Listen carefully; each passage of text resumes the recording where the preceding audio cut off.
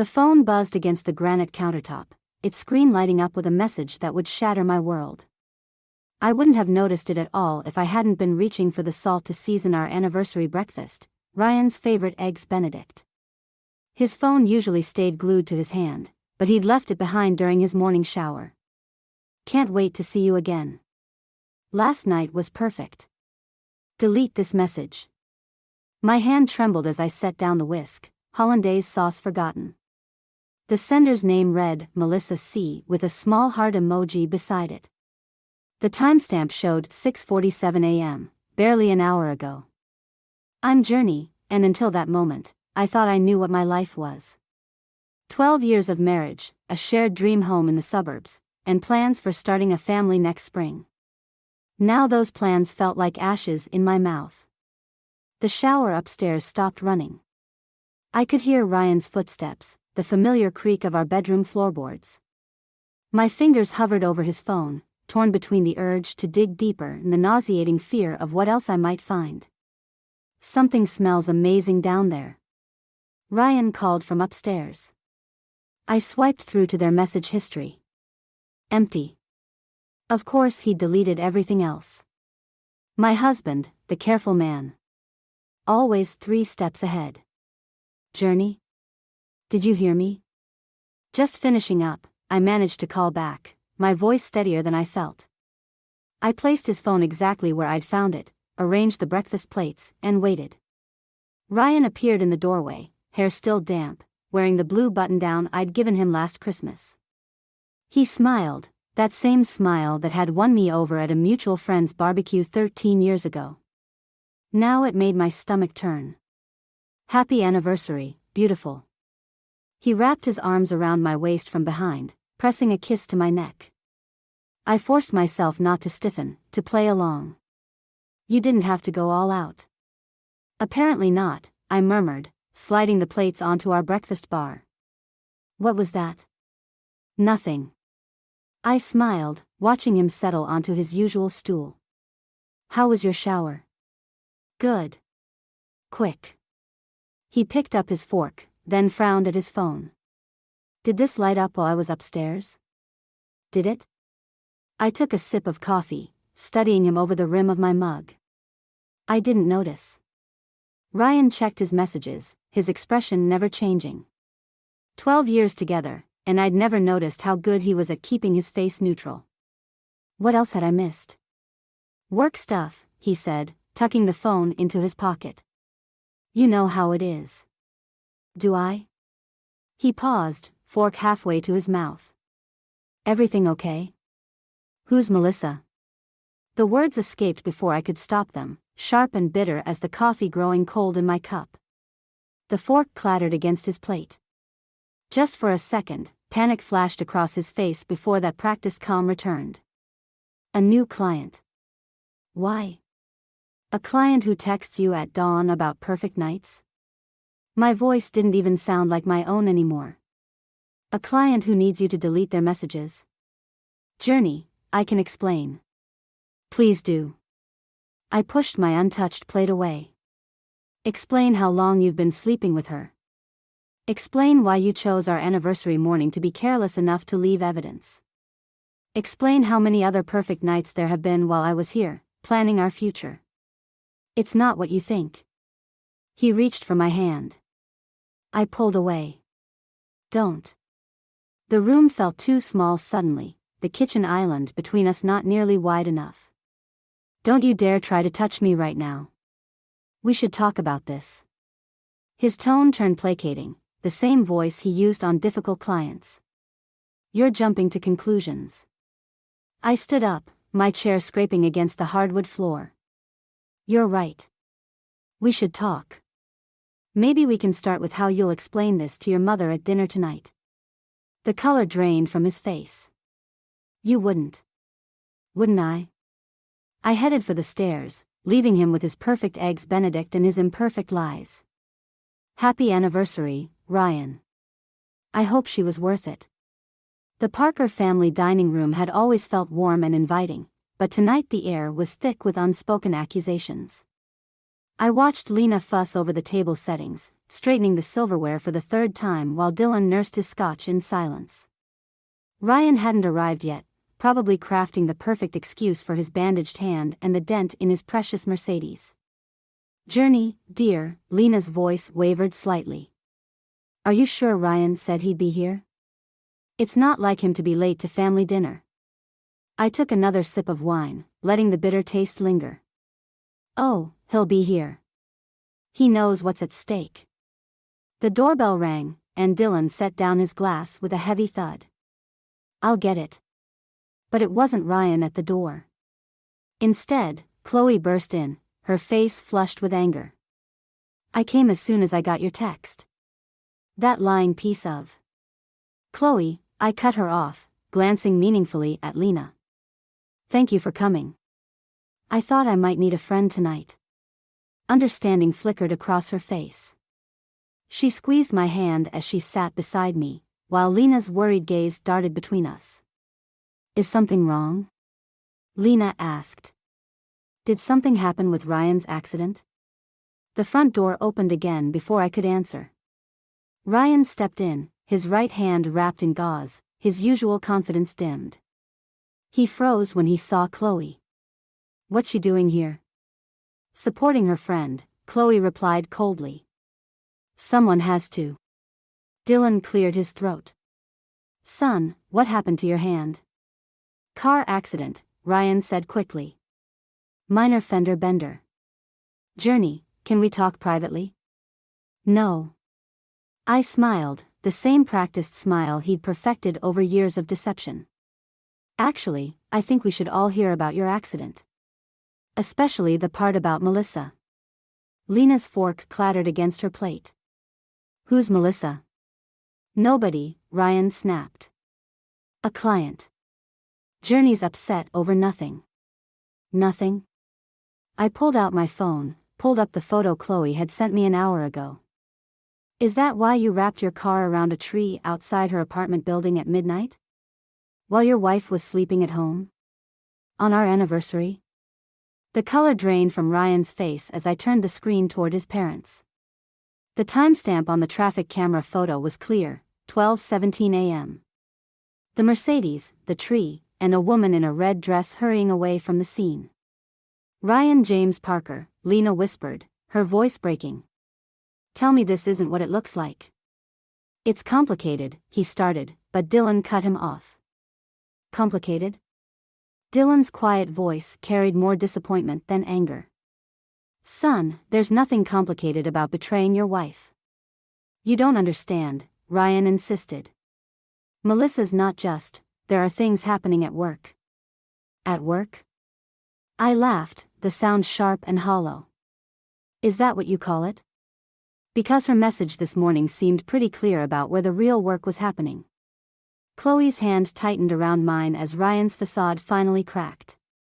"You had no right to go through my phone. And you had no right to throw away 12 years of marriage for someone who left you bleeding in your car." The words exploded out of me. All the pain and rage I'd been containing since morning bursting free. "I didn't," he stopped, swallowed hard. "It wasn't supposed to happen like this." "No?" I stood up, my chair scraping against the hardwood. "How was it supposed to happen, Ryan?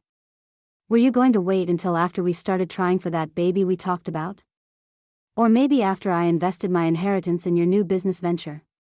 Lena gasped softly, and I saw the moment Ryan realized he'd lost not just me, but his parents too. "Journey, please," he reached for me, but Chloe stepped between us. "Don't you dare touch her. This isn't your business," he snarled at her. "Actually," I pulled out another envelope, "it is. Because while you were busy with Melissa, Chloe was helping me document everything. The late-night meetings, the mysterious withdrawals from our joint account, the calls from unknown numbers." I dropped the envelope on the table. "Happy anniversary, darling. I filed for divorce this afternoon." The silence that followed was deafening. Dylan stood up first, walking to the liquor cabinet for another scotch. Lena dabbed at her eyes with a napkin. And Ryan just stood there, finally speechless, as his carefully constructed world began to crumble. "Mom, Dad," I said softly, gathering my purse. "I'm sorry you had to find out this way. But I thought you deserved the truth." I headed for the door, Chloe right beside me. "And Ryan?" "Melissa says she's sorry about your hand. But not sorry enough to stick around when the cops showed up." I stood in our bedroom, my bedroom now, staring at the photograph that had slipped from between the pages of Ryan's leather planner. The image was like a knife to the chest, Ryan and Melissa at some rooftop bar, his arm around her waist, both laughing at something beyond the frame. The city lights sparkled behind them like stars, mocking the darkness spreading through my chest. The date stamp in the corner read 3 months ago. Our anniversary dinner at La Maison. The night he'd claimed he had to leave early for an emergency client meeting. My phone buzzed. Another message from Ryan: "Please come home. We can fix this." Home. I looked around at the carefully curated space we'd built together, the antique dresser we'd found at that estate sale in Vermont. The abstract painting from our honeymoon in Barcelona. Every piece held a memory, and every memory now felt tainted. The doorbell rang, startling me from my thoughts. Through the window, I spotted Chloe's car in the driveway. But there was someone else with her, a slim woman with dark hair who looked vaguely familiar. "Journey?" Chloe called from downstairs. "You need to hear this." I tucked the photograph into my pocket and headed down. The dark-haired woman stood awkwardly in our foyer, wringing her hands. "This is Olivia," Chloe said. "Melissa's sister." My body went rigid. "Get out. Please," Olivia stepped forward. "I'm not here for Melissa. I'm here because you need to know the truth about what they're planning." "Planning?" The word felt bitter on my tongue. "The business merger," Olivia said. "The one that's going to destroy your husband's company." Chloe touched my arm gently. "Let her talk, Journey." I led them to the kitchen, the same space where my world had imploded just days ago. Olivia perched on a bar stool, looking like she might bolt at any moment. "Melissa works for Carlton Industries," she began. "Has for years. They've been trying to acquire Parker Tech for months, but Ryan wouldn't sell." "What does that have to do with?" I stopped, the pieces clicking into place. "She was sent to seduce him?" Olivia nodded. "It's what she does. Gets close to key players, finds their weaknesses, exploits them. But this time..." She pulled out her phone, showing me an email chain. "This time she's going to destroy him completely." The emails detailed everything: the planned hostile takeover, the fabricated evidence of financial misconduct, the carefully orchestrated scandal that would leave Ryan professionally ruined. "Why are you showing me this?" My voice sounded distant, hollow. "Because I'm tired of cleaning up my sister's messes," Olivia said. "And because you deserve to know that Ryan wasn't just unfaithful, he was stupid. He told her everything about the company's vulnerabilities, their security protocols, their client lists." "Journey," Chloe interrupted softly. "Your inheritance." The room spun slightly. The investment Ryan had been pushing for, the papers still sitting unsigned in my desk drawer. He'd wanted me to sink my entire inheritance into Parker Tech's new security division, the same division that would have been worthless after Carlton's takeover. "When?" I managed to ask. "The board meeting next week," Olivia replied. "They're going to present evidence that Ryan's been embezzling funds, force an emergency sale. Melissa's already got copies of documents he signed while..." She trailed off, looking uncomfortable. While he was distracted, I finished flatly. My phone buzzed again. Another message from Ryan: "I know I messed up, but I need you. The company needs you. Please call me." I showed the message to Olivia, who winced. "He knows something's wrong. Melissa's stopped returning his calls." "Good." I deleted his message, then looked at Chloe. "Call Max. We need a lawyer." "Journey," Olivia hesitated. "What are you going to do?" I pulled out the photograph from my pocket, studying it one last time before ripping it in half. I'm going to beat them at their own game. Ryan wanted to risk my inheritance? Fine. But it's going to cost him everything. Chloe's eyes widened. You have a plan? I do now. I turned to Olivia. But I'll need your help. Both of you. Ryan and Melissa think they're so clever, playing their little games. I smiled, and for the first time in days, it felt real. Let's show them what real manipulation looks like. The charity gala at the Parker Tech headquarters felt like walking into a snake pit. Crystal chandeliers cast deceptively warm light over the crowd of shareholders and board members, all of them circling like vultures, whispering behind champagne flutes. I adjusted my black dress, the one Ryan always said made me look dangerous, and caught his eye across the room. He was standing with Melissa, of course. Her red dress matched the lipstick on his collar from the photo Olivia had shown me earlier. They weren't even trying to hide anymore. Ready? Chloe appeared at my elbow, Max close behind her with a leather briefcase. Almost. I watched Ryan laugh at something Melissa said, his hand lingering on her lower back. Where's Olivia? In position. She has the USB drive with the evidence. Chloe's voice was steady, but her fingers drummed against her clutch nervously. Are you sure about this? Once we start. They're about to destroy everything he built, I cut in. I'm just making sure they destroy each other instead. Max cleared his throat. The board members are gathering. It's time. I moved through the crowd, accepting condolences from people who'd heard about the divorce filing. Ryan tensed as I approached his little circle, but Melissa's smile only widened. Journey, darling, she purred. I didn't expect to see you here. Wouldn't miss it. I turned to the board chairman beside them. Mr. Phillips, I believe you were interested in discussing my investment in the company? Ryan's glass froze halfway to his lips. What? Oh, didn't Melissa tell you? I pulled out the investment papers from my clutch. We had the most fascinating conversation this morning about the company's future. She made quite a compelling case for why I should invest my inheritance now, before the big announcement. Melissa's smile slipped. I don't. In fact, I continued, she explained everything about Carlton Industries' plans. Very thorough, wasn't she, Ryan? Though I suppose you already knew all about that. The color drained from both their faces as phones around the room began buzzing. Right on schedule, Olivia had released the emails to every board member and major shareholder. What did you do? Ryan grabbed my arm, but Max stepped between us. Careful, Max warned quietly. There are cameras everywhere. Melissa was already backing away, her predatory confidence evaporating as board members began turning to stare at her, their phones in hand.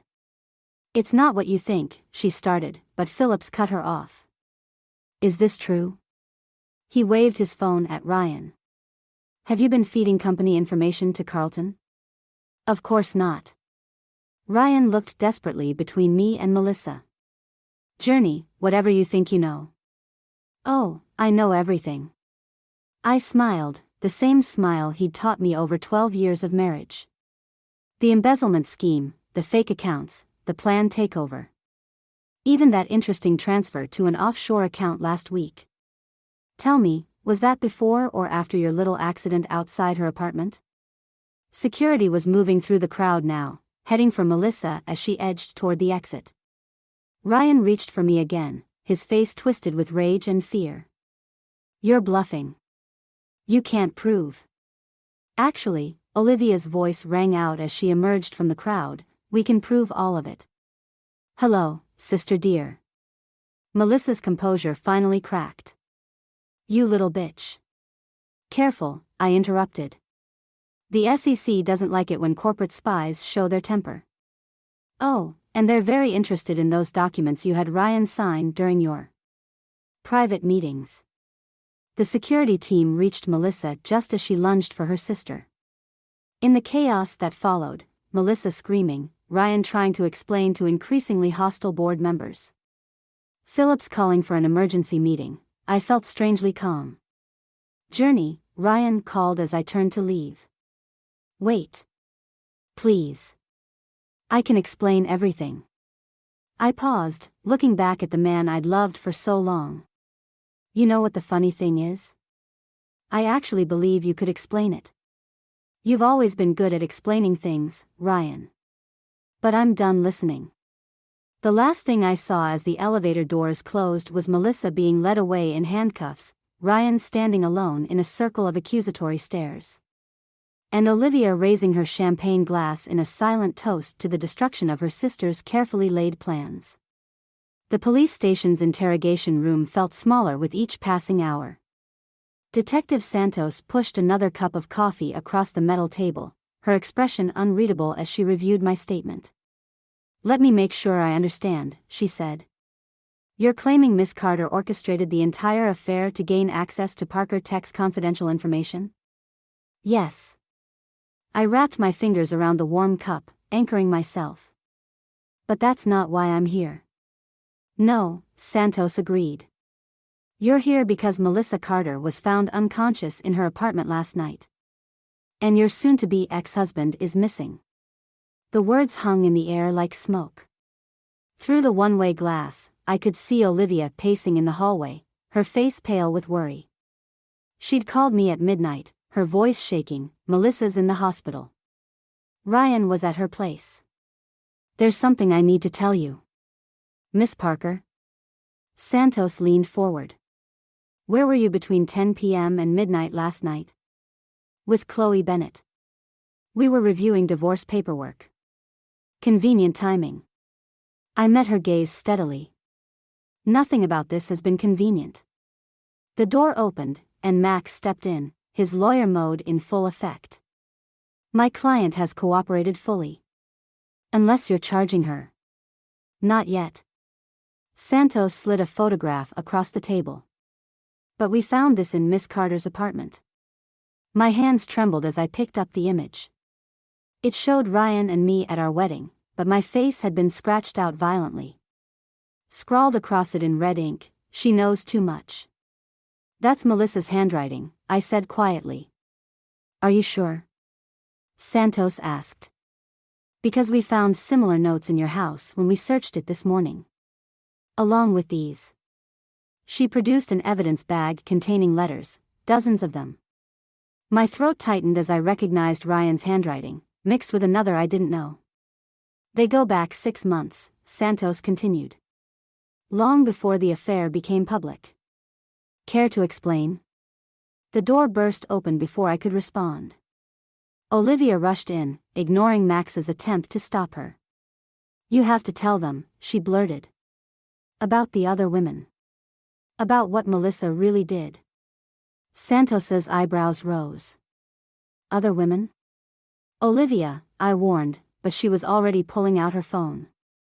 Show them the videos, she insisted. The ones Melissa kept. The ones she used to. A commotion in the hallway cut her off. Through the open door, I saw Ryan being led in handcuffs, his face bruised and bloody. Our eyes met for a moment before they took him to another room. Interesting timing, Santos observed. Want to revise your statement? I looked at the evidence spread across the table, the letters, the photo, the lies layered upon lies. Melissa's schemes had run deeper than any of us knew, and now Ryan's blood was quite literally on her hands. Yes, I said finally. But not about last night. About 6 months ago, when Melissa Carter first approached me about helping her take down Parker Tech. Max tensed beside me. Journey, don't. She showed me proof, I continued, ignoring him. About Ryan's other affairs. About the money he'd been stealing. About the women before me who'd tried to expose him and disappeared. I agreed to help her because I thought I was protecting other women. But I didn't know. Didn't know what? That she was one of them. That this whole thing, the affair, the company takeover, even my revenge, was part of her plan all along. I pulled out my own phone. Hands steady now. And I can prove it. Santos studied me for a long moment. Why come forward now? Because Ryan wasn't at Melissa's apartment to hurt her last night. I played the video Olivia had sent me hours ago. He was there to stop her from killing me. The surveillance footage showed Ryan confronting Melissa, her gun visible, their argument silent behind the glass. Then the struggle, the gunshot, Ryan's panic as she fell. Jesus, Santos muttered. So you see, I said quietly, the real question isn't where I was last night.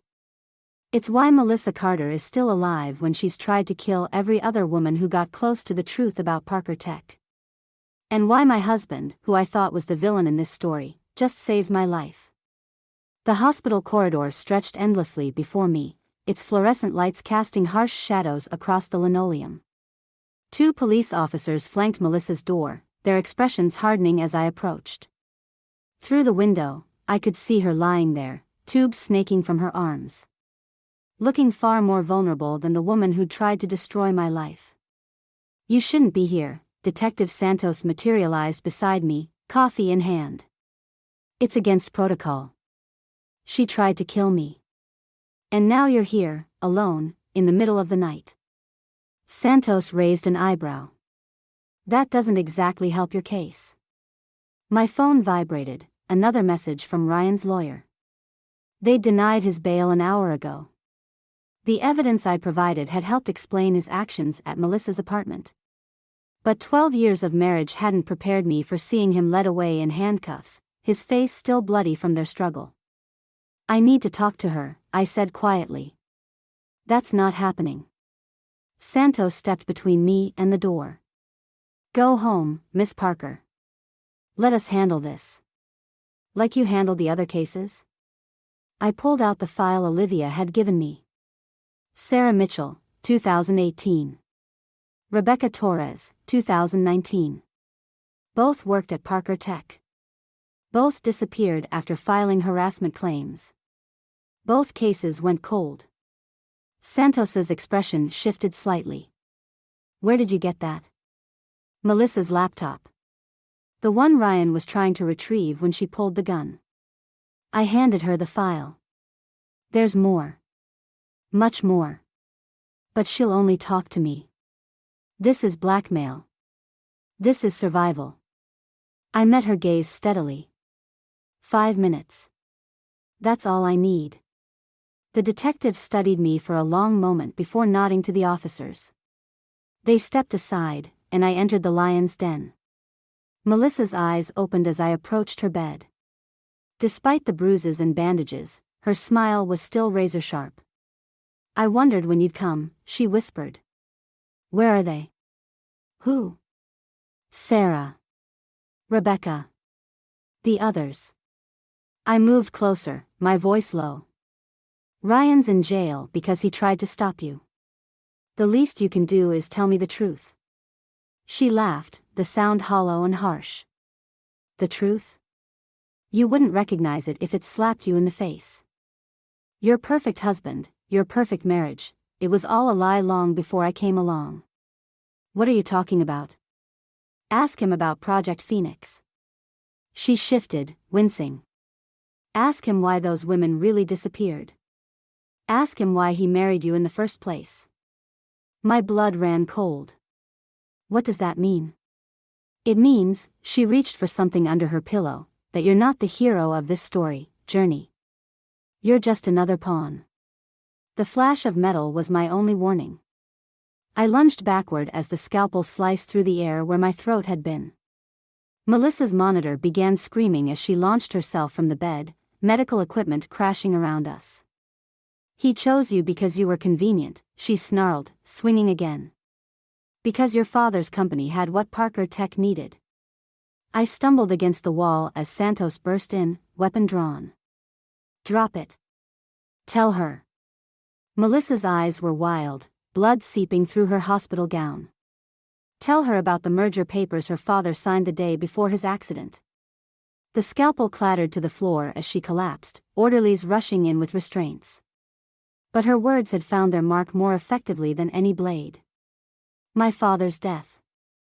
The convenient timing of meeting Ryan. The rushed marriage that had surprised everyone. All of it suddenly viewed through a new, horrifying lens. Journey? Santos touched my arm. Are you all right? I shook my head, unable to speak. My phone buzzed again, not Ryan's lawyer this time, but Olivia. Found something in Melissa's storage unit, her message read. About your father. You need to see this now.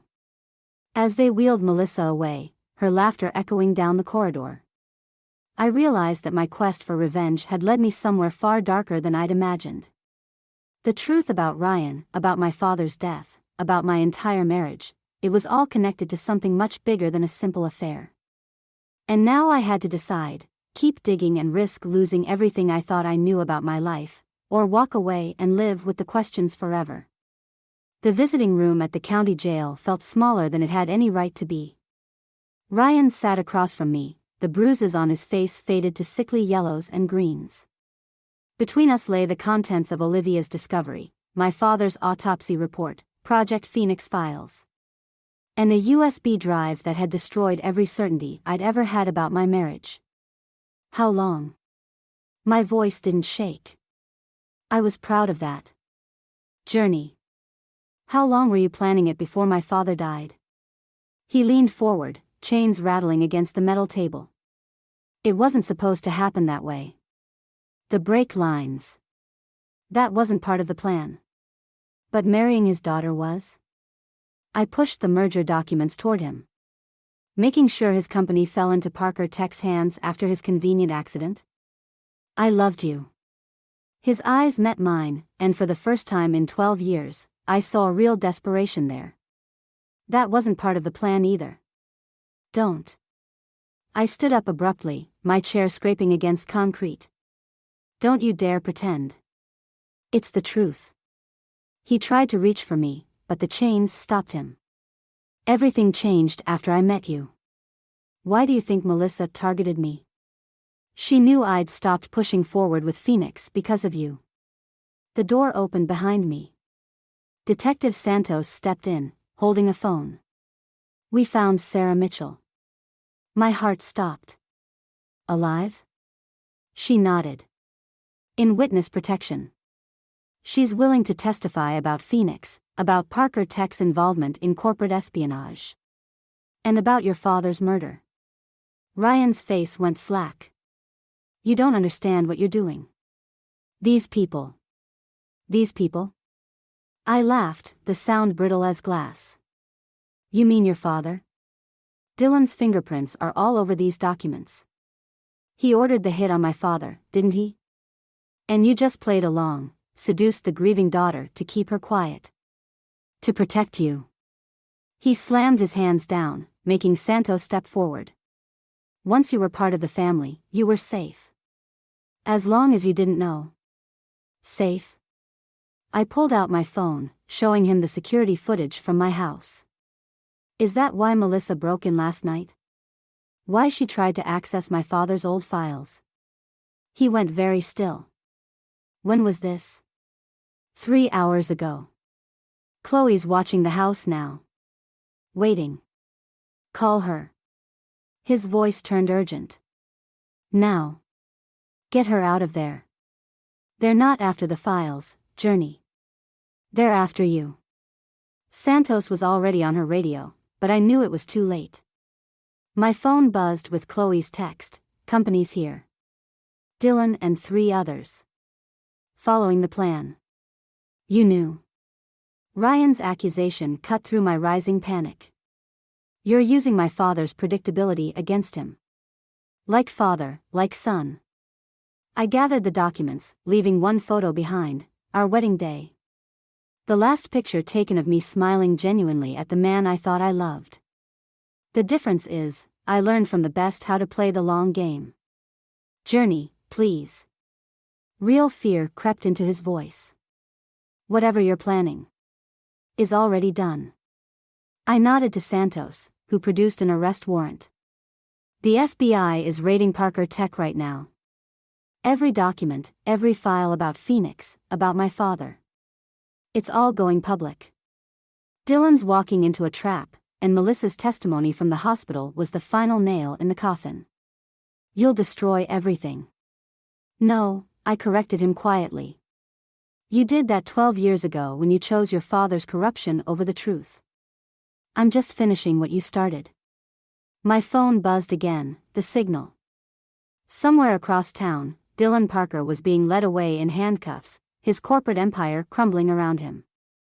And in a hospital room, Melissa Carter was signing a full confession, her immunity deal secured by the evidence she'd helped me gather. "For what it's worth," I said, pausing at the door, "I loved you too. That's what made it so easy to make you believe I was still the same naive girl you married."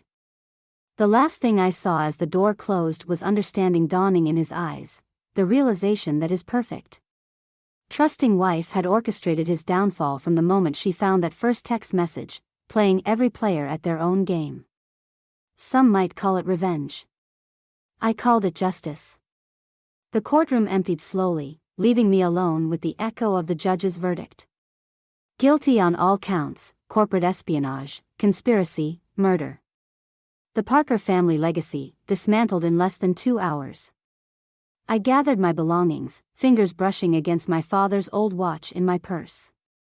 The evidence had proven what I'd suspected. He'd discovered Project Phoenix, threatened to expose it, and paid with his life.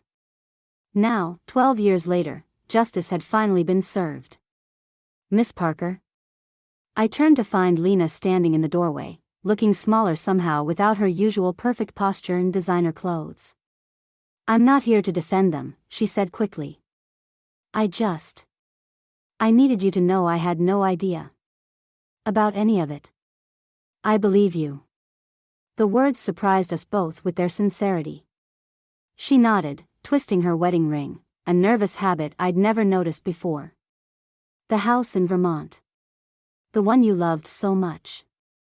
I'm signing it over to you. Lena. Please." Her voice cracked slightly. "Let me do this one thing right." The door opened again before I could respond. Olivia entered, followed by Sarah Mitchell, alive, whole, and ready to rebuild her life now that her testimony had helped bring down Parker Tech. "The reporters are waiting," Olivia warned. "And Melissa's lawyer called. She wants to meet." "No." I shouldered my bag, feeling lighter somehow. "Tell her I'm done playing her games. She got her deal, she can live with the consequences of her choices. Just like the rest of us." Lena touched my arm gently as I passed. "What will you do now?" The question should have felt heavy, but instead it tasted like freedom. "My father's company is being restored to its original shareholders. There's work to be done, wrongs to right. Journey." She hesitated. "Ryan asked to see you. One last time, before they transfer him."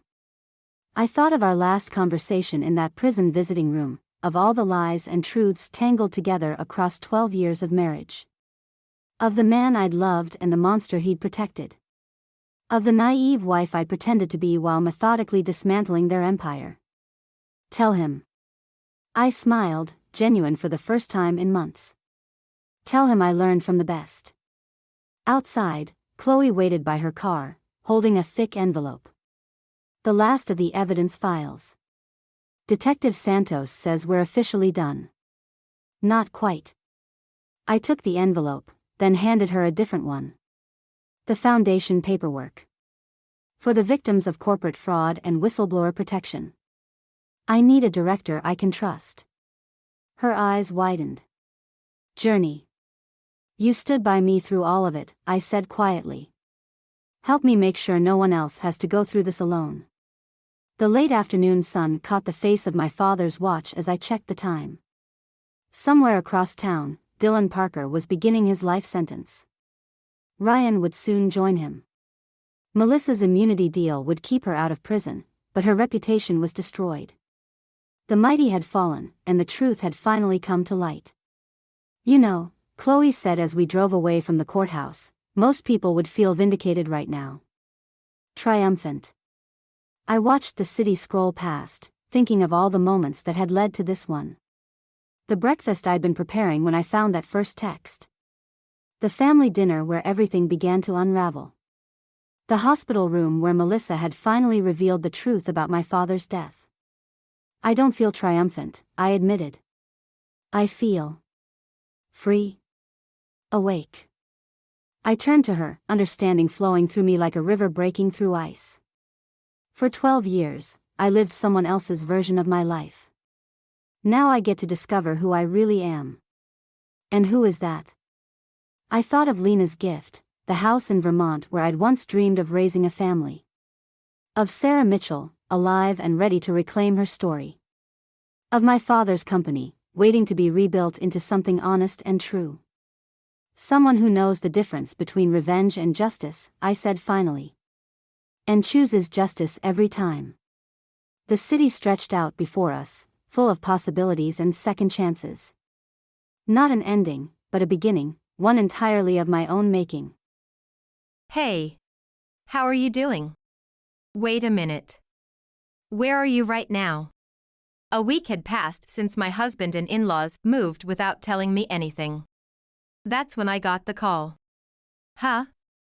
Why do I have to say such things? Are you stupid? What do you mean by that? Seriously, what a noisy woman. I'll forgive you if you apologize. Also, if you work as a housekeeper, I'll even give you the keys to the house. How about that? Isn't it a good proposal? I couldn't help but sigh at the absurdity. Who would do such a thing? For someone useless like you. Isn't that more like you? Huh? How dare you? I could hear my husband talking to someone over the phone. Huh? Yes, I understand. It was probably. My mom wants to talk. Without my consent, he handed the phone to his mother. Hello, can you hear me? I can hear you, but... Oh, you were alive. What did you say? Because you are unemployed now, right? I've heard about it. You really deceived me, what a scummy woman. My husband had lied to his mother to protect his pride. Who really is the scum here? I thought. What should I do? Why are you silent? Say something quickly? Hearing those words made my blood rush to my head. It's bad to say, but I'll teach this misunderstanding old woman over the phone. The truth about my husband. It seems you are mistaken, so let me tell you the truth, it wasn't me who got fired. It looks bad now. Isn't that more on your side? Huh? Such nonsense. It seemed like the irritation of my mother-in-law would not stop. I'm not joking. After all, the luxury you've been living in is thanks to me. Enough already. I never thought the conversation would be this incomprehensible. No matter how much more time I spend telling the truth, she wouldn't listen. That's when I made up my mind. Then, I'll divorce your unemployed good-for-nothing son. Huh? Do you understand what you're saying? Even if you do that, you're the one who will suffer. Don't worry. Rather, you should be the one worried. This is not going anywhere. If you're going to hang up, you might want to ask about the firing. As I said that, the call ended. About 5 minutes later, my husband called again. Probably after talking to his mother. However, I did not answer the phone. I thought. Now, let them suffer a bit more. And I waited for the opportunity. Thanks to that, what awaited my husband and in-laws was not just hell. I am Ashley, and my siblings have been running a company passed down from our grandfather. My brother Phil is the president, and my sister Emma is an executive. As for me, I am the manager of several apartment buildings inherited from my father. I have enough income just from the rent. I met Joey when I was 33 years old. The catalyst was my sister Emma. Sister, isn't it about time you got married? Huh? What's this all of a sudden? You're at a good age, so I thought it's about time. How can I get married when there's no one? Leave that to me. A week later, my sister introduced me to Joey, a friend from her university days. My first impression was that he was a well-groomed young man. As someone who had only focused on work, I didn't know what to talk about. Then, have fun just the two of you. Wait, Emma. My sister left laughing. Left alone, I realized he was younger than me since he was a friend of my sister's. I thought. I, as the older one, need to be responsible. Shall we go then? Yes. Both of us, still nervous, entered a nearby restaurant. We ordered drinks and gulped them down immediately. Thanks to that, it seemed like our tension eased. I'm sorry about today. Emma did it on her own. No, it's fine. Actually, I wanted to meet you. Huh? You mean? Actually, I've heard about you from Emma.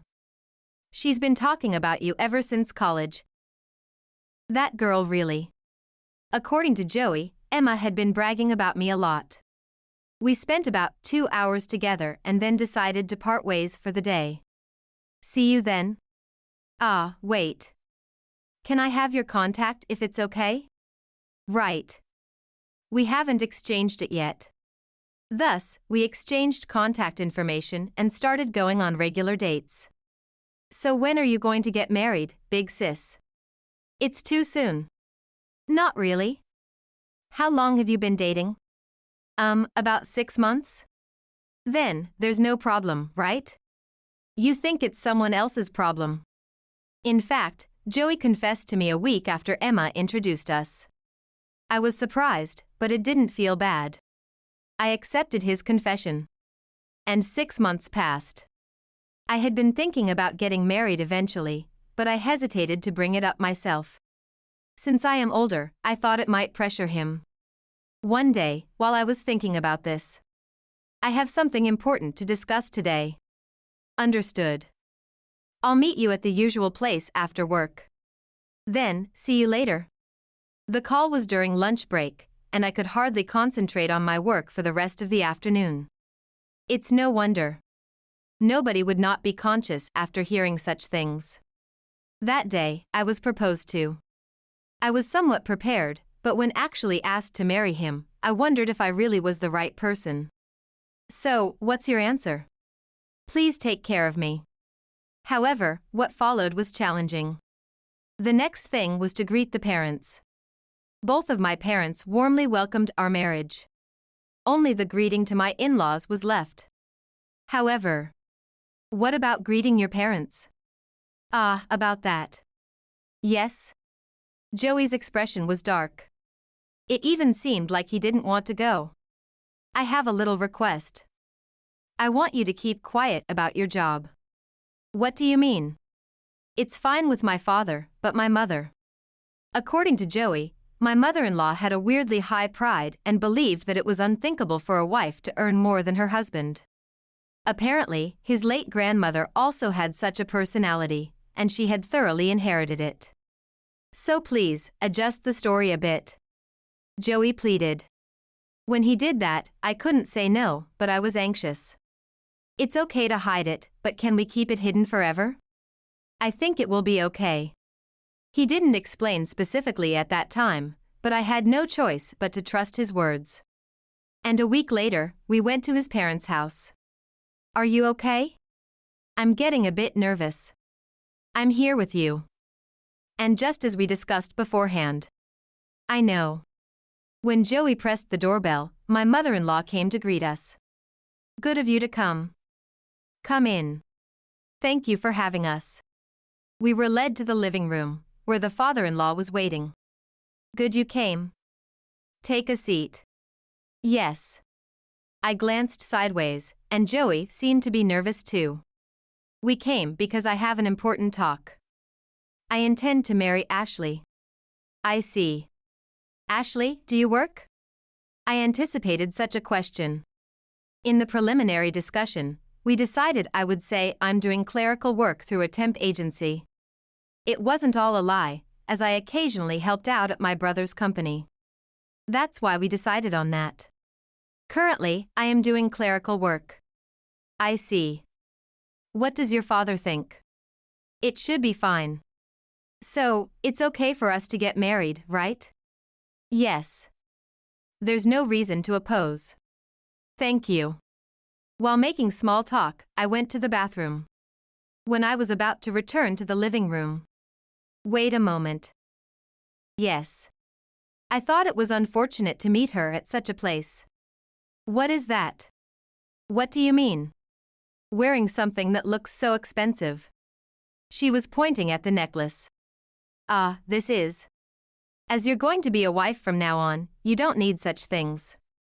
Take it off right here, right now. Excuse me? Shall I take it off for you? My mother-in-law tried to snatch my necklace. It's okay. I can do it myself. I immediately took off the necklace. It was actually a birthday present from Joey. I tried to explain it several times, but it seemed that my mother-in-law took it as an excuse. Also, I don't like your outfit either. Showing so much leg. It's indecent. I wondered why I had to be criticized to this extent. Perhaps thinking I was taking too long, Joey came to see what was happening. What are you doing here? We were just talking. We'll be back soon. Okay. Understood. My mother-in-law interrupted me. Remember what I just said. I'll be coming over regularly to check up. What do you say? I understand. I had no right to refuse at that moment. Rather, I was just too exhausted from being unilaterally criticized. I returned to the living room, but I didn't say anything. I didn't want to say anything wrong and be criticized. Is something wrong? It's nothing. I blamed Joey in my mind, but it wouldn't help to show that attitude towards him. I just wanted to leave his house as soon as possible. I don't quite remember what was discussed afterward. Thus, we got a provisional approval and returned to Joey's house. For now, we need to look for a house for us to live in together. Yes. We went to look at properties, but I couldn't get my mother-in-law's words out of my head. Before I knew it, I had signed the lease in my name. I hadn't thought this would lead to a major problem later.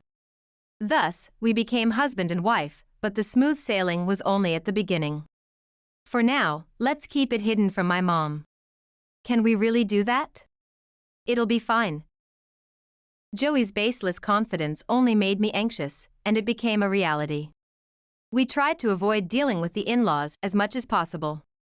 A month after we got married, I came home from work to unexpectedly find my mother-in-law there. Mother. Why are you here? Well, I came to check on you. What were you doing until this time? I was at work. But you're a secretary, right? Isn't it too late even for that? I looked at Joey, and he was shaking his head sideways. It seemed he wanted me to keep hiding it. I had to work overtime today. Saying that, did you really just go out and come back late? I did not do such a thing. I wonder. Mom, that's enough. But. Anyway, we are doing fine without any problems. With that word from Joey, my mother-in-law reluctantly left. Sorry. I didn't expect her to come to the house. Maybe we should tell her the truth? It's okay. Leave it to me. But essentially, we are deceiving her. Enough. Don't say the same thing over and over. Was it necessary for me to be told so much? Despite being newly married, I gradually began to distrust Joey. However, there was a good aspect. Whether Joey's words had an effect or not, my mother-in-law stopped coming over. I thought I could finally relax, but I felt a further anomaly one day at noon. Huh? Why are Joey's shoes here? I cautiously entered the house. Then I found Joey lying on the sofa, drinking alcohol. What are you doing? Whoa. Apparently surprised, he dropped the can of beer he was holding. Why are you here? I came back because I forgot something. More importantly, what happened to your work? I wasn't feeling well, so I left early. But you seem to be drinking. Does that mean you're cured? Look. They say alcohol is the best medicine. Even so, you seem to be drinking quite a bit? Looking at the table, there were already 6 empty beer cans. That's supposed to be in moderation, right? I think drinking too much defeats the purpose. Joey fell silent. I went to the bedroom to fetch the document I had forgotten. Glancing at the living room, despite my earlier caution, he was now gulping down sake. Come on, stop it. Huh? Isn't it about time you didn't have time for this? I'll ask you in detail when I get back. Take care. I really wanted to question him thoroughly right then, but as Joey said, I didn't have the time. Is something bothering you? No, not really. You look down, just like Phil said. Sorry. I'm really fine. Could it be something with Joey? Why would you think that? Just a feeling. I guess that's the only thing I can think of. I didn't know what to say. Let's focus on work for now. Yeah. Right. After work, we siblings gathered. So? What's troubling you? You don't have to tell anyone else. So feel free to talk.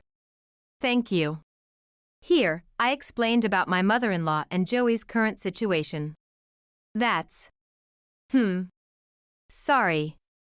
I had no idea it had come to that. It's not your fault, Emma. But what will you do now? Should I talk to him? That might just make things worse. Didn't we just agree to keep this between us? Maybe, but... I was touched that they had thought it through so much. For now, I'll try talking to him in more detail. That sounds good. I'm here to help whenever you need. Thank you for that. After this conversation, I returned home. However, Joey was not there. The alcohol had been neatly cleaned up. I thought, where has he gone? I tried calling him, but there was no response.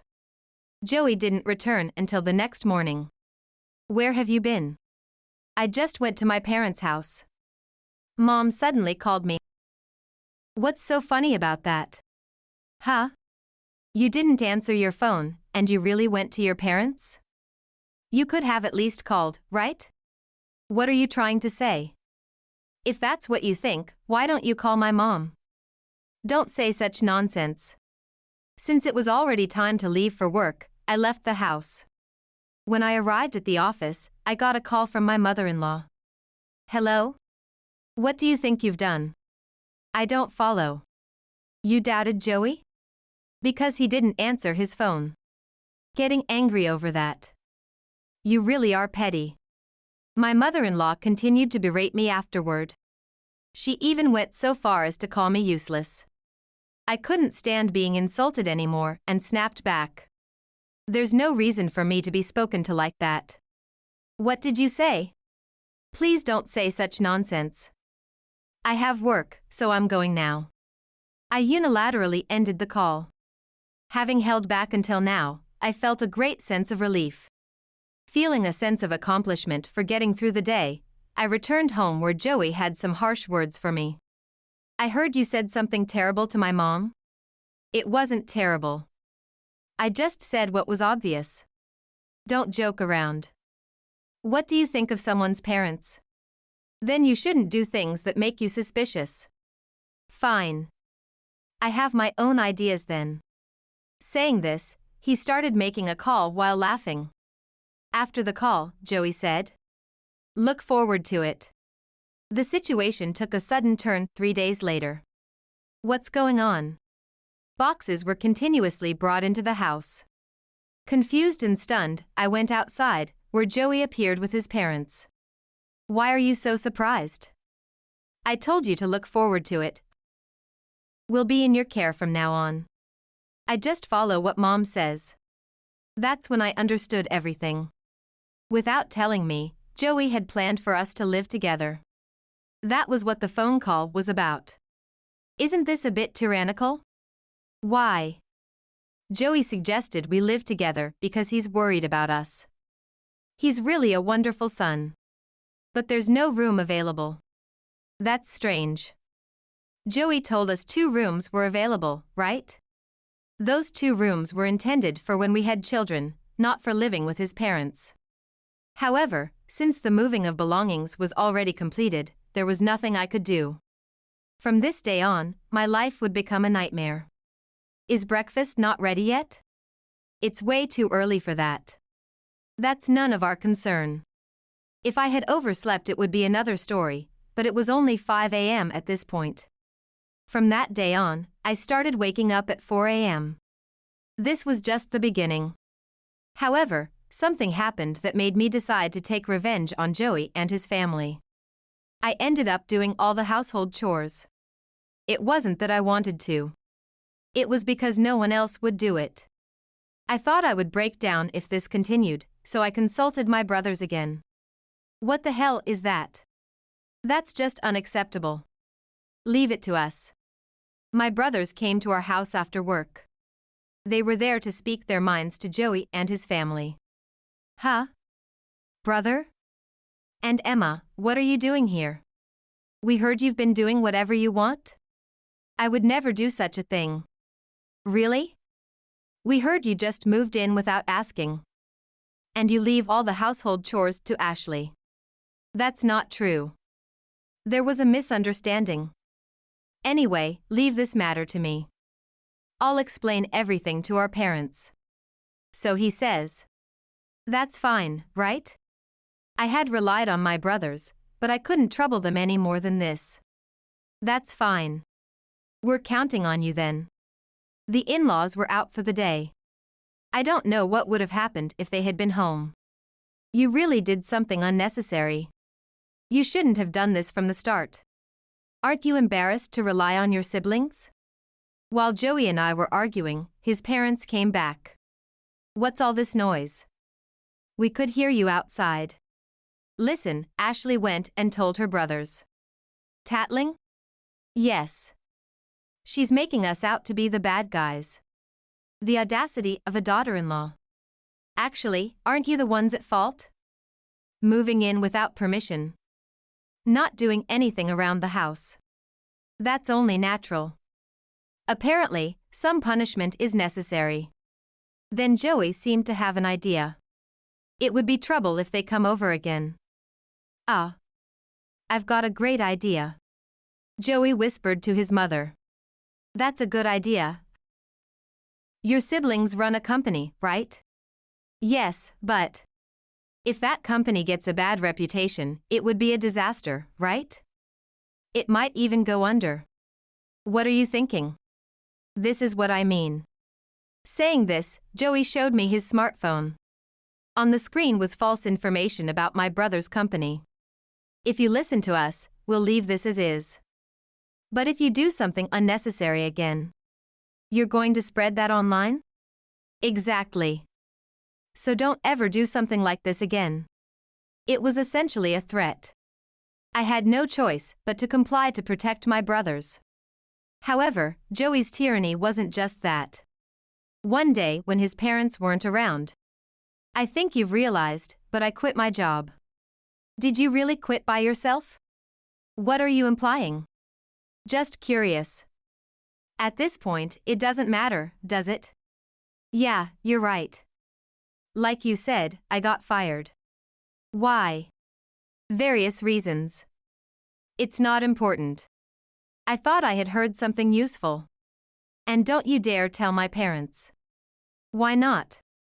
Isn't it obvious? Well, what are we going to do about living expenses now? Joey fell silent. Well, I guess I'll have to figure it out. I've been doing so up until now anyway. You might have forgotten, but I've been paying the rent and living expenses. Just don't do anything unnecessary. Months passed, and to Joey and his family, I was nearly a slave. I could only despair about how long this would continue. Today, there was an important meeting at my brother's company, so I was there. The meeting lasted until the evening, and I didn't get home until after 8 p.m. As soon as I arrived, I noticed something was off. There was no sign of anyone. The moment I entered the house, I was speechless. It was clearly desolate. I thought, could it be? I checked each room, but all the belongings were gone. I sat down on the spot, overwhelmed. I called my brother. What's up? Can you come to the house right now? Got it. I'll be there soon. About 30 minutes later, my brother arrived with my sister. What the hell happened here? There's nothing here. They moved out without telling me. Seriously, why would they do something like this? Huh? What's this? What's wrong? There's something on the table. What? What my brother found was a note apparently written by Joey. It read, "We are fine without you." So, we decided to move out. Thanks for the cash in the drawer, it was helpful. What's this about cash in the drawer? I hurried to the bedroom to check the dresser. The money I had hidden there was all gone. Could it be gone? They took everything. It had contained nearly $10,000. I messed up. I never thought they'd notice. But what are we going to do now? Although my brother asked that, I couldn't think of anything immediately. However, my sister's words reminded me of something important. But why do something like this? What's the benefit of doing all this?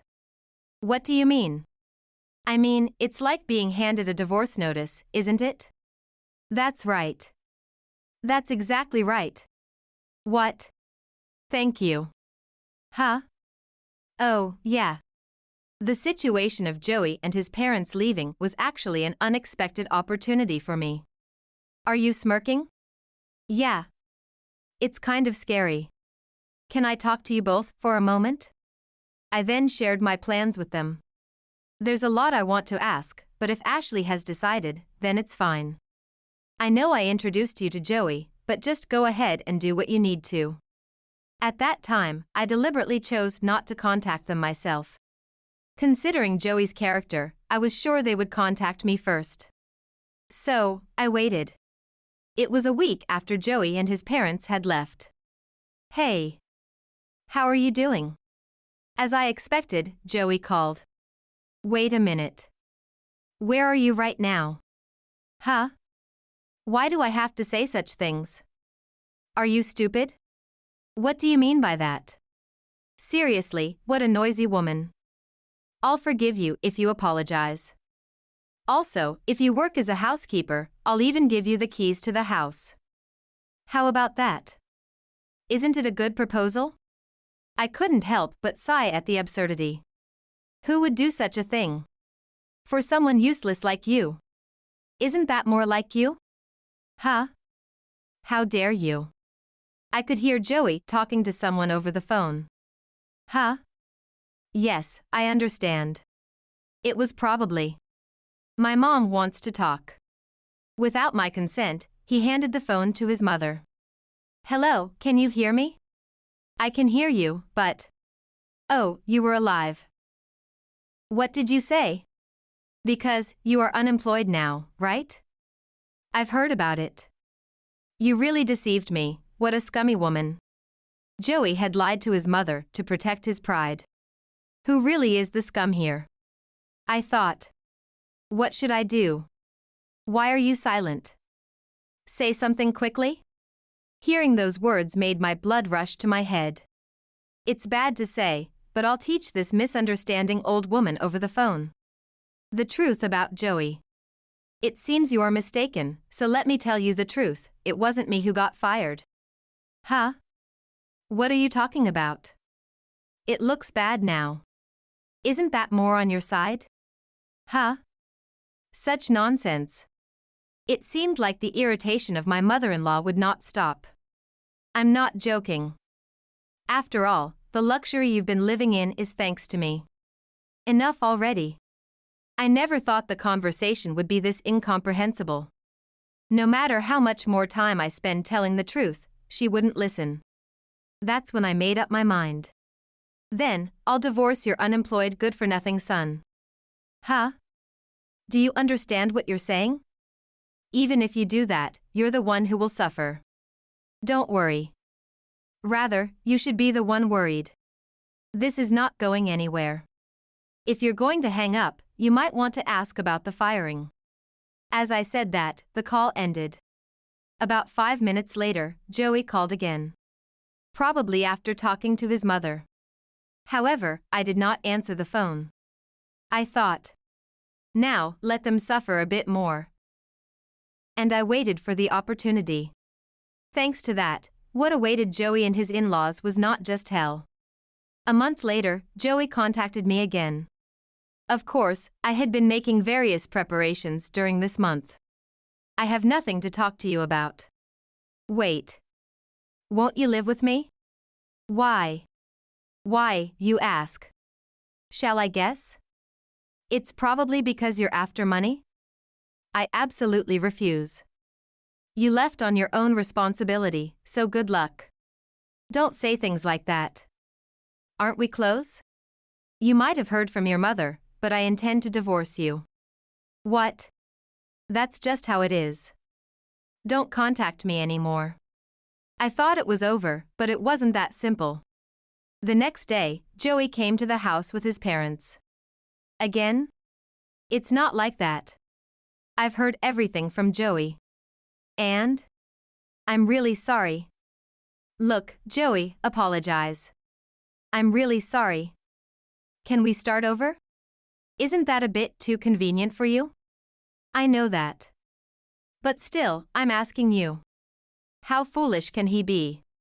No matter how much he apologizes, I have no intention of forgiving him. Sorry, but that's impossible. Please leave. If things continue like this, I won't be able to survive. But you took money from the house, right? Did you really use it all up? I used it all up on moving expenses and such. I couldn't help but laugh. Oh right. There's something I need to give you. Wait here. What is it? I went to the living room, grabbed something, and returned to the entrance. Here you go. What I handed Joey was a divorce form. This is. You can see what it is. It's a divorce form. There's no way this can be accepted. He then tore it up into pieces. Do you realize what you're doing? Joey. You. I will never agree to a divorce. Well, that's fine. Either way, I was thinking of consulting a lawyer. Can you leave for now? This conversation isn't over. Either way, if you keep making a scene, we can't live together. Let's just go home for today. Wait. Joey was practically dragged away by his parents. I then went to consult a lawyer introduced by my brother. There was still one final touch left to do. That was a close one. Thank you. Is everything really okay now? Yes. It's safer to handle the divorce through a lawyer. But I have a favor to ask? If there's anything I can do, just tell me. Actually, I asked my brother to help me find a new house. It turned out he knew someone who owned a real estate business. I quickly signed the contract and moved to the new house. Of course, I didn't tell Joey anything. Well, there was no reason to. As expected, Joey called soon after. Did you go to the house by any chance? Where are you now? Like I'd tell you. I had been hearing about Joey's situation through Emma. It seems he's still unemployed and living with his parents. Now that it has come to this, his parents will have to work as well. Considering how stubborn my mother-in-law is, it's unlikely she could handle a real job. Also, I heard you're still unemployed. Why do you know that? I won't tell you that. What? And please tell your mother to hang in there. You. By now, Joey and his parents will continue to face more challenges. Meanwhile, I'm living freely in my new home. And I've welcomed a new family member. I started raising a Chihuahua, something I had wanted to buy for a long time. For me, this little one is enough. From now on, I will live my life with this little companion. I'm Tracy. It's just my husband, our daughter, and me in the family. And I'm currently pregnant with our second child. Yet, the moment we went back to my in-laws' house, my mother-in-law, Susan, started ordering me around. Tracy. Now that you're back, get started on dinner, will you? Yes. I reluctantly complied. I knew she was aware of my pregnancy. There was a faint hope that maybe she would treat me differently this time. But if nothing changed, I guess that's just how it is. Because that's always how I've been treated at my in-laws. When we visit the in-laws, all the household chores become my responsibility. Cleaning, laundry, cooking, everything is left to me. Well, there's just one thing I don't have to do. That's the shopping. Shopping is my husband's job. So, when my husband and I visit, all the housework is dumped on us. And what do my in-laws do? The answer is simple. My father-in-law, Dan, plays with our daughter, and Susan starts nagging at me. While pondering these things, I had finished preparing dinner.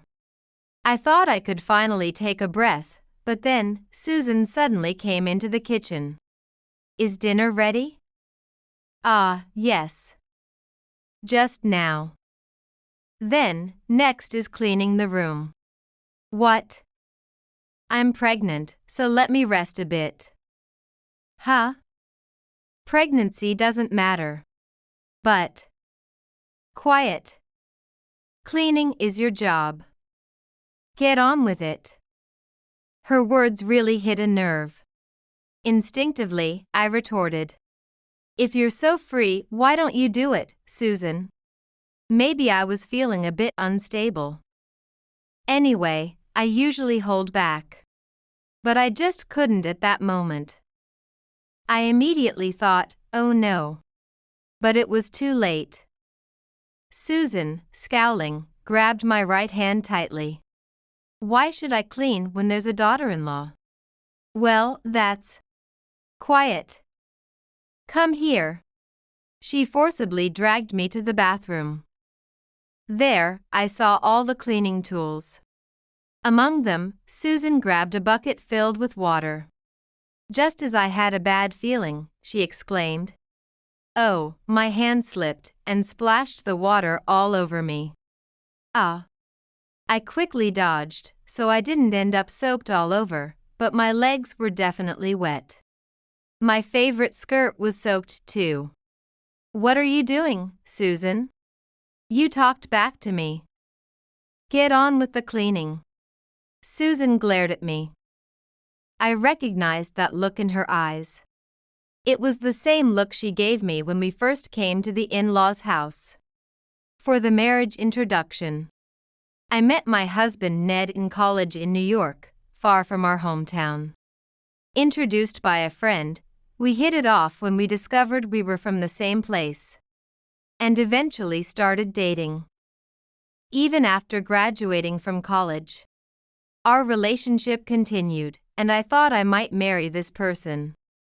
It seemed he thought the same, and a few years after getting a job, he proposed. But then, he started saying something strange. I have something I need to tell you, Tracy. What?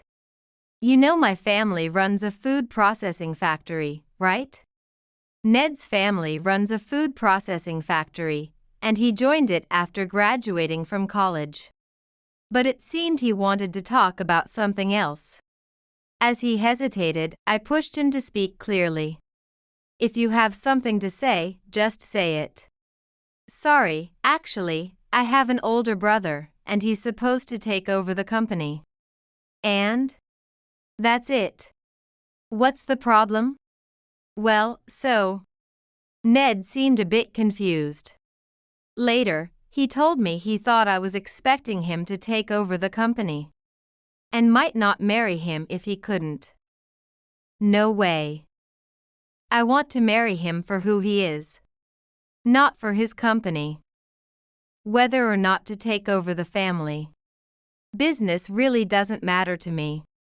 In fact, I even worry that inheriting it might lead to complications. That's why I told my husband this. Do you want to marry me? Or not? Which is it? I want to marry you. Then, that's fine. We'll think about family matters and such when we need to. With that, Ned suddenly smiled. It seemed my words cleared up his doubts. And so, we decided to get married. But when it came to the marriage proposal, Ned again looked troubled. When I asked what was wrong, he began to say weakly, "Maybe Mom won't approve." When I pressed for a reason, he began to explain the family situation bit by bit. Susan's father was the original owner of the factory, and now Dan, who married into the family, is the one managing it. But perhaps because it was her father's company to start with, it seems Susan holds the most power in the family. Her word is law at home, and nobody dares to contradict her. In essence, my in-laws' house revolves around her. But she really loves my brother-in-law, and he's the only one who can push back at her. In short, don't go against Susan. Since Ned seemed so anxious, I prioritized winning over Susan. First, I picked her favorite sweets as a gift. I even changed my makeup and clothes to suit her tastes. I also had a secret weapon in mind. When we went to the in-laws' house for the marriage introduction, we were smoothly led to the sitting room, but Susan remained sullen the whole time. She kept staring at me intensely, so I finally asked her, Susan, is there something on me?" "No, nothing. I'm just against your marriage, that's all." Ned's worries were spot on. While he stayed silent, I could kind of see why she was against our marriage. Probably because my husband was getting married before my brother-in-law, who was supposed to inherit the business. Anyway, people who value seniority think the eldest son should inherit the family business first. I thought she believed my brother-in-law should marry first, so I shared my thoughts with her. "Susan, it's amazing how you support Dad running the company, isn't it?" I couldn't do it. I really respect you." "Really?" Susan cracked a smile for a moment. Feeling it was time to push further, I continued. "So, when brother-in-law takes over, we too can support him, that's what we discussed." I said indirectly that I wouldn't oppose my brother-in-law taking over the house. Suddenly, Susan softened a bit, saying, "You seem to understand things quite well." "Thank you, well, I guess I could approve of the marriage." Her attitude softened slightly. That's when I made the final push. Actually, I was working at a local logistics company until recently. So, the last project I handled there, I told Susan about the opening of a direct store of an overseas brand near our in-laws' home. Moreover, there was a secret sale before the opening, which only invited guests could attend. And the transportation of the store's products was handled by the company I worked for. Is that so?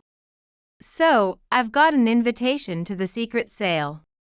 I showed her the invitation to the secret sale that had been allocated to the logistics company I worked for. "You have something good there. I'll give this to you, Susan." "Really?" Her eyes sparkled, just as I had researched. Susan indeed had a soft spot for this brand. "Actually, I was the one invited, but I'm not interested in branded goods."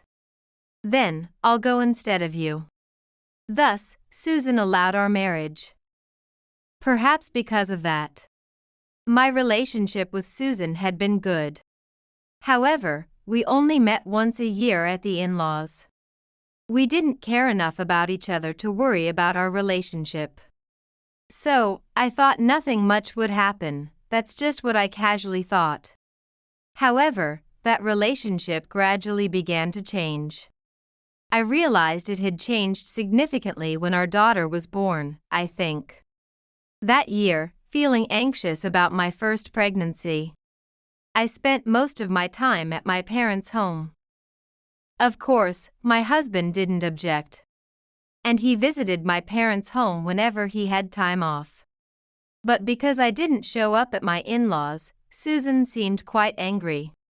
When we went to my in-laws after our daughter was born, Susan, as if she had changed into a different person, started ordering me around.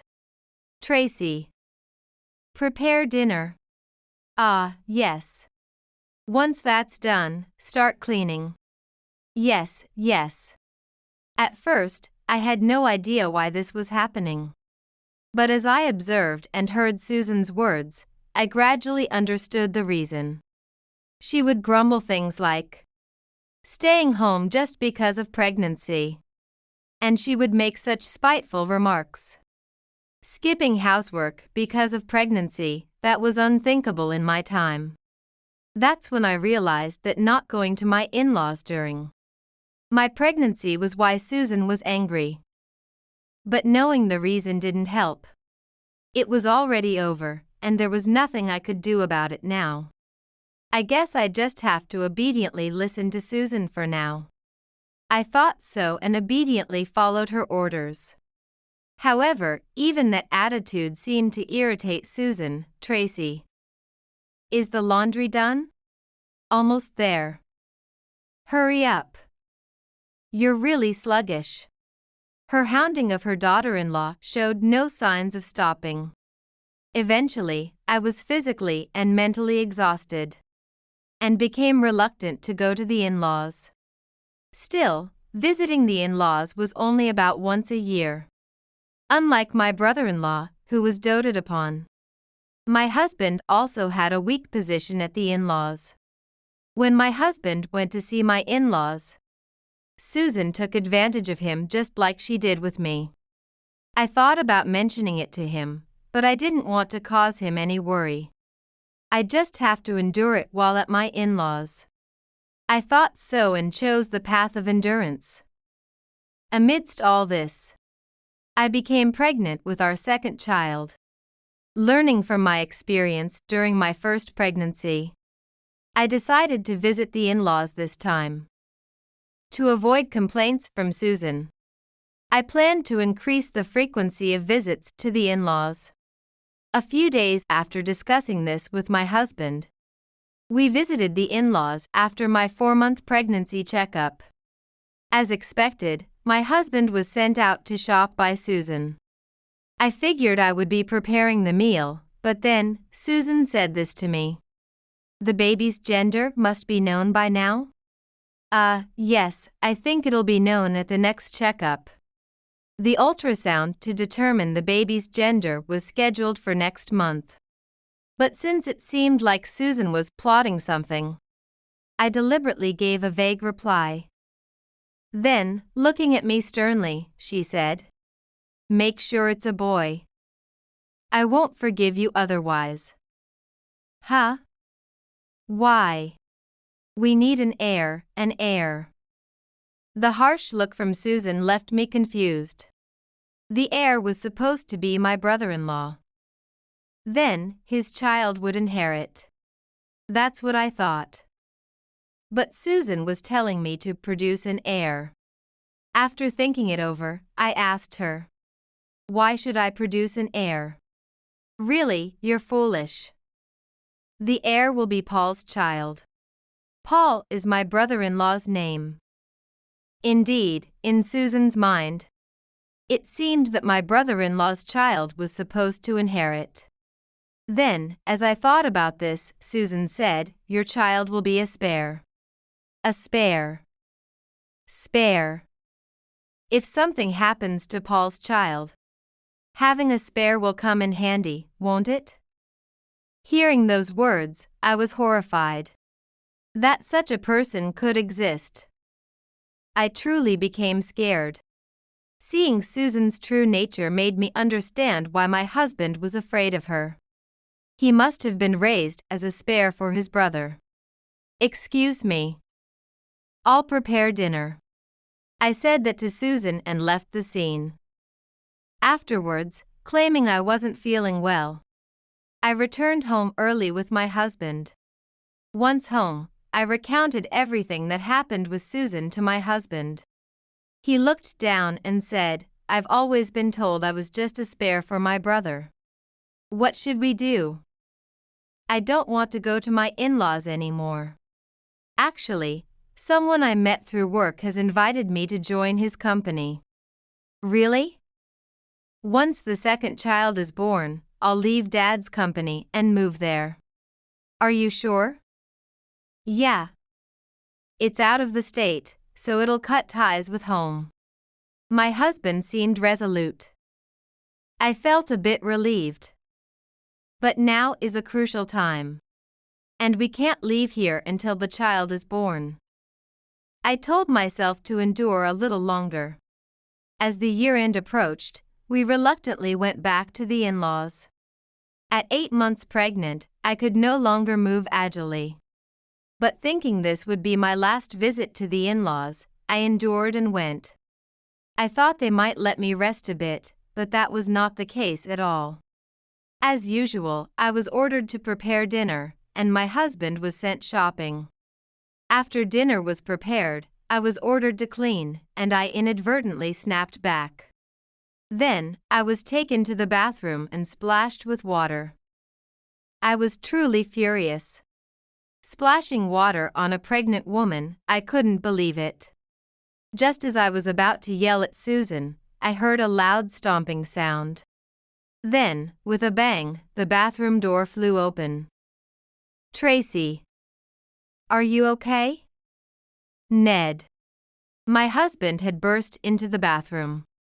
Seeing me soaking wet, he turned to Susan and shouted, "What have you done, Mom?" My hand slipped. Huh? Slipped? You did it on purpose. My husband was angrier than I had ever seen him. For once, Susan was under pressure. It's not true. I really slipped. Enough. Stop making excuses. I'm really disappointed in you, Mom. So, that's it. We're leaving. We'll never come back.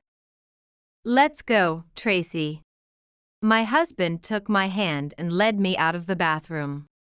And there stood Dan and our daughter. Dan glared at my husband. Do you understand what it means to leave your family home? Yes, I'm quitting the company too. Is that okay? Do you think someone like you can make it on your own? It's better than staying with such awful people. Don't ever get involved with us again. After saying that, my husband picked up our daughter. We quickly packed our things and the three of us dashed out of the in-laws' house. While we were comforting our nervous daughter, we drove over to my parents' home. Initially surprised, my parents quickly accepted us after. My husband explained the situation. And so, we cut ties with my in-laws. Later, waiting for the new year to start, my husband submitted his resignation to his father's company. He then changed jobs to the company where he had been invited to work. We also moved. Our daughter didn't seem to understand why we were moving. But I figured we could explain it to her over time. In any case, we felt truly refreshed having cut ties with the worst in-laws. A few months later, I gave birth to a healthy boy. And we started our family life in earnest. Through the grapevine, I heard that Dan's company had started to falter. The reason was that many business partners had left after my husband, who had handled all the sales, left the company. Anyway, the company was struggling. But that was no longer our concern. My husband and I talked about it, but it seems we couldn't just leave it at that. One day, Dan came to my husband's company and said, "Could you come to Paul's wedding? It looks bad if his brother is absent, please." Dan even knelt before my husband. Why would he go to such lengths? My husband asked him for the reason, and it seems he said, "The woman Paul is engaged to is the daughter of a president from one of our business associates. They've set a rule that he has to marry her for them to invest in our company. It appears that their marriage was arranged to help Dan's company. Of course, the woman on the other side was enthusiastic. But my brother-in-law didn't seem happy. However, he couldn't refuse for the sake of the company. Still intending to be absent, my husband said, "I'll decide after talking to Tracy." So he asked me, "We're not going, right?" Smiling, I responded, "Then let's go to the wedding." "Really? Are you sure?" "Of course. We haven't gotten our revenge yet." My husband was surprised. Yes, when I heard that story, a good method of revenge came to mind. I chose to attend the wedding to carry out that plan. I wouldn't dream of causing a scene on the wedding day, especially with all those people watching. That would only lead to people being upset with us. So, after the wedding was over and only close family remained in the back room, I executed my plan. Congratulations on this special day. My husband and I entered the back room. Then, Susan began to glance nervously at us. It was clear she was frightened. Amused by her reaction, I slowly approached her. "It's been a while, Susan." "Oh, yes. Where are the kids?" "We left them at my parents' today." "Like we told you, a little boy was born." "Really?" Susan's face was tense. Was she afraid of being retaliated against by me? Or perhaps she was scared that the marriage of her other son might fall apart? Either way, she was clearly frightened. Then, loud enough for my sister-in-law to hear, I said, "The place where you grabbed me before still has a bruise." While saying this, I rolled up my sleeve and showed my left wrist. Then, the red marks on my left wrist became visible, and the relatives began to murmur. Of course, it was a fake made with makeup. Even though it was just a ruse, Susan panicked. "Tracy, what are you saying?" I continued unabated. "Because you grabbed me so hard. It really hurt. Stop that right now." While I was pregnant, I had to handle all the cooking and cleaning on my own. And then you went and threw cold water on me. That was just the worst. "Be quiet," Susan suddenly shouted, but the attention of those around her was captured. She frantically started making excuses to the relatives. She claimed that none of it happened, that I was lying. Then, holding my wrist, I said, "It still hurts now, and you say I'm lying. How sad." Then, triumphantly, Susan yelled at me, "You liar. I grabbed your right hand. And there's no way it still hurts after so many months." At that moment, the back room fell silent. "You've slipped up." Susan was shocked by my words. Naturally, after her own admission, she was completely shunned by the relatives. Even the relatives of my sister-in-law were outraged. "Is this how you treat your own daughter-in-law? Forget the marriage and this ceremony." Meanwhile, Susan was at a loss, and Dan tried to smooth things over. But it was futile. After confirming the situation, my husband and I left the scene. I later heard that the marriage was called off due to the relatives of my sister-in-law taking issue with Susan's behavior. They even demanded a large sum as compensation. But there was no money available to cover it. In the end, my in-laws and my brother-in-law fled during the night but were quickly apprehended. Then, they ended up working at the company of the woman. They were supposed to marry to repay the compensation. Additionally, that company took over the work left by my in-laws and retained the employees. That the employees were safe was a small consolation. As for us, we remained a family of 4, with no particular changes except for my husband's workplace. However, That incident made my husband much tougher. He's more reliable than before, and I think that's a good thing. I came to understand something really important. As well, you can't play favorites with kids. It's crucial to love them equally. Susan helped me see that, and I'm a bit grateful to her for it. And I really appreciate that my husband is a good man. Especially since he had a mom like Susan growing up. The rusted lock gave way with a sharp tug, the heavy iron door creaking open to reveal a dimly lit space within the decrepit shed. As my eyes adjusted, a faint whimper reached my ears, the unmistakable sound of a child's muffled cries. "Hello?" I called out, my voice trembling. "Is someone there?" Silence. Steeling my nerves, I stepped inside, the musty air assaulting my senses. Rays of sunlight streamed through cracks in the walls, illuminating a small, huddled figure in the corner. I gasped, covering my mouth to stifle the cry that threatened to escape. It was a young girl, her frail body curled into a tight ball, stringy blonde hair obscuring her face. At the sound of my footsteps, she froze, her cries turning to ragged breaths. "It's okay. I won't hurt you," I said, my words gentle yet firm. "My name is Evelyn. I'm here to help." Slowly, she lifted her head, and our eyes met. Piercing blue orbs, haunted yet defiant, stared back at me, the gaze of one far older than her years. A surge of recognition washed over me, coupled with disbelief and horror. "Eliza?" I whispered, the name I never thought I'd utter again. "Eliza Carson?" Her brow furrowed, confusion flickering across her delicate features. Of course, she wouldn't recognize me. We'd never met. Eliza Carson was Clayton's cousin, presumed dead after a boating accident 6 years ago when she was only 6 years old.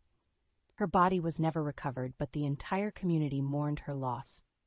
"How do you know my name?" Her small voice quivered, laced with equal parts fear and desperation. "Eliza, it's me, Evelyn. I'm married to your cousin Clayton." I inched closer, my hands raised in a placating gesture. "You're safe now, I promise. I'll get you out of here." Her eyes widened, realization dawning. "You have to go," she pleaded, shrinking back. "If he finds out, you know—" The shed's entrance slammed open, the force sending a tremor through the floorboards. I whirled around to find Clayton, his expression a mix of shock and trepidation. "Evelyn?" His gaze flickered between us, confusion rapidly giving way to panic. "What are you doing here? Get away from her!" I stood my ground, shielding Eliza with my body. "Clayton, what is going on? Why is your cousin, who everyone thought was dead, locked up in this shed?" His Adam's apple bobbed as he swallowed hard. "You don't understand. It's not what it looks like." "Then explain it to me," I demanded, my voice rising. "Because right now it looks like your family has been lying and keeping a little girl prisoner for God knows how long." Eliza flinched at my outburst, and I softened my tone. "Please, Clayton, she's just a child. Whatever this is about, we need to get her out of here and to safety." Clayton's shoulders slumped, defeated. He opened his mouth to speak, but the words died on his lips as a booming voice echoed from outside. "What in the blazes is going on here?" My blood turned to ice as Terrence Carson, Clayton's uncle, and the family patriarch appeared in the doorway, his imposing figure casting a long shadow over us all. Terrence's eyes narrowed as they settled on Eliza's frail form cowering behind me. A cruel sneer twisted his weathered features. Well, seems the little brat has been discovered." He spat the words like venom. "Didn't think you'd last this long, girl." I tensed, shielding Eliza further from his menacing glare. "What is the meaning of this, Terrence? Why have you been keeping a child locked up like some animal?" He scoffed, unfazed by my accusation. "That's none of your concern, Missy. You've stuck your nose where it don't belong." "Like hell it's not my concern," I shot back, fury rising within me. "This is my family, too, and I have a right to know what kind of depravity you've been up to." Terrence advanced, his bulky frame towering over me. "You watch your tone, girl. This is my land, my family. What I do here is my business." Clayton stepped between us, his arms extended. "Uncle Terrence, please. There's no need for this. Let's just take a breath and—" "And what, boy?" Terrence snarled, rounding on his nephew. "You gonna take her side over your own blood, after everything I've done for this family?" Clayton faltered, his eyes flitting between us, torn. Seizing the opportunity, I pressed on. "Clayton, look at me. You know this is wrong. Whatever your uncle's reasons, keeping a child prisoner is unforgivable. We have to get Eliza out of here and to the authorities." Terrence barked a harsh laugh. "The authorities? You think that sheriff buddy of yours will lift a finger against me? I own half this goddamn town, girl. No one's gonna believe the ramblings of some outsider over the word of a Carson." His words chilled me to the bone, but I refused to back down. "We'll see about that. I'm not afraid of you, Terrence. Not anymore." With a surprising burst of strength, I grabbed Eliza's hand and pulled her towards the exit. Terrence made a move to stop us, but Clayton held him back, his expression pained but resolute. As we burst out into the open air, I heard Terrence's roar of fury echoing behind us. "This ain't over, you hear me? You're gonna regret this, Evelyn Carson. I'll make sure of it." We ran, putting as much distance between us in that wretched place as possible. Eliza's small hand trembled in mine, but she didn't slow, her resilience evident despite her ordeal. Finally, we reached the safety of town, and I ushered her into the back of my truck, out of sight. Her wide, haunted eyes met mine, brimming with a mixture of fear and hope. What happens now?" she whispered, her voice small, but laced with steel. I cupped her face gently, determination blazing within me. "Now, we fight back. We're going to expose what Terrence has done, and make sure he can never hurt anyone again." A faint smile tugged at her cracked lips, and she nodded, the first spark of life I'd seen in her since our fateful encounter. As I gunned the engine, peeling out of the sleepy town that harbored such horrors, I knew there was no turning back. Terrence had made it personal, and I would stop at nothing to bring him to justice, both for Eliza's sake and my own. The game was afoot, and I would see this through to the bitter end, no matter what stood in my way.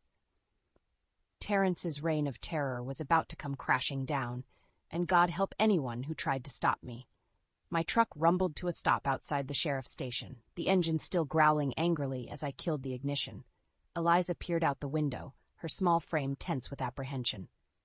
"It's okay," I said, giving her hand a reassuring squeeze. "Marcus is a good man. He'll help us." She nodded mutely, chewing her lip as we exited the vehicle. The station's double doors swung open, and Marcus himself strode out, a concerned crease etched into his brow. "Evelyn, what's going on?" His gaze landed on Eliza, and his eyes widened.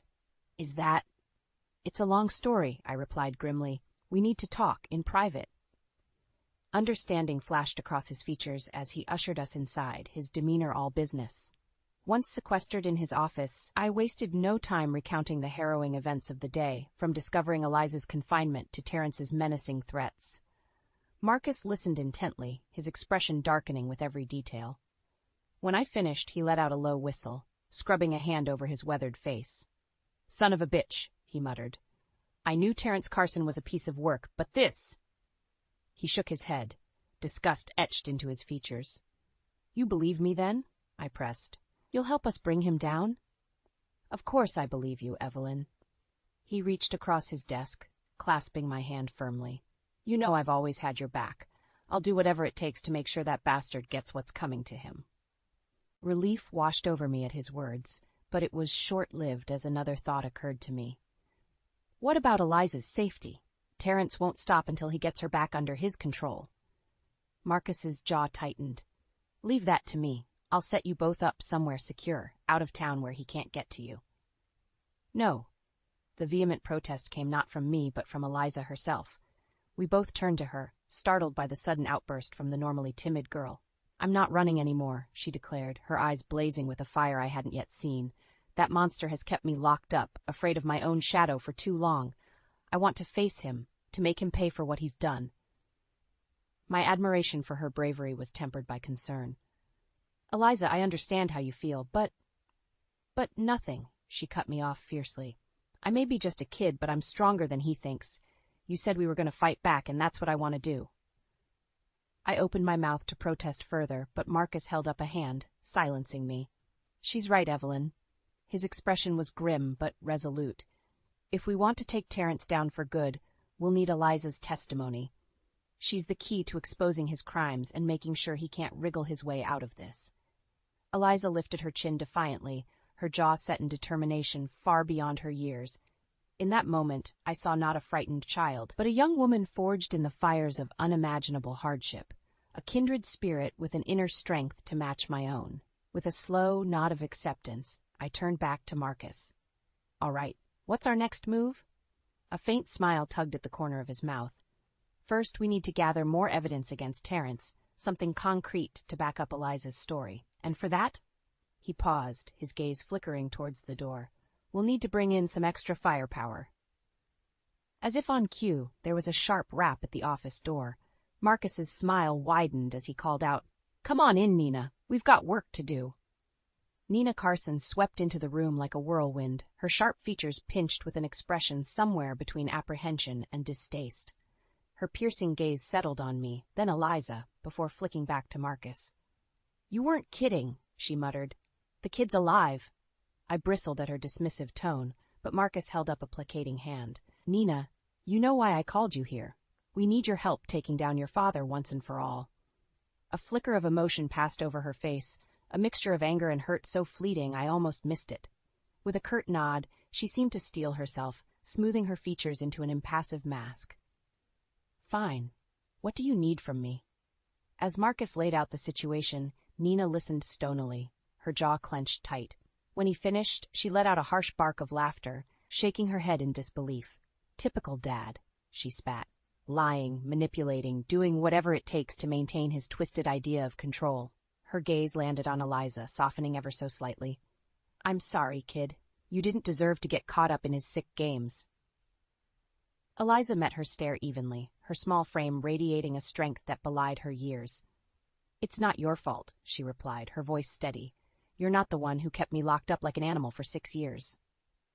An uncomfortable silence hung in the air, thick with unspoken tensions and histories I could only guess at. Finally, Nina broke it with a weary sigh. "You're right. This is on him, not me. Not anymore."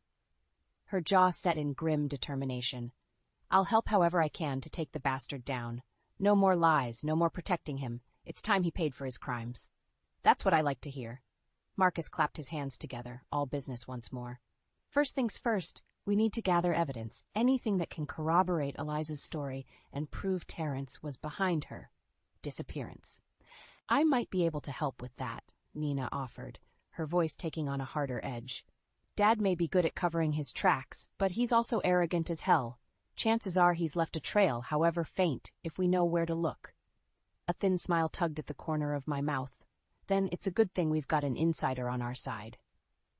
Nina's lips curved into a matching expression, tinged with a bitterness that spoke volumes. "Believe me, I know all about the Carson family's dirty little secrets. Let's just say dear old Dad wasn't exactly Father of the Year material." As she delved into the sordid details, my anger towards Terrence Carson only intensified, both for Eliza's horrific mistreatment and the web of manipulation he'd spun around his own flesh and blood. This man's villainy knew no bounds, tainting everything and everyone he touched like a malignant blight.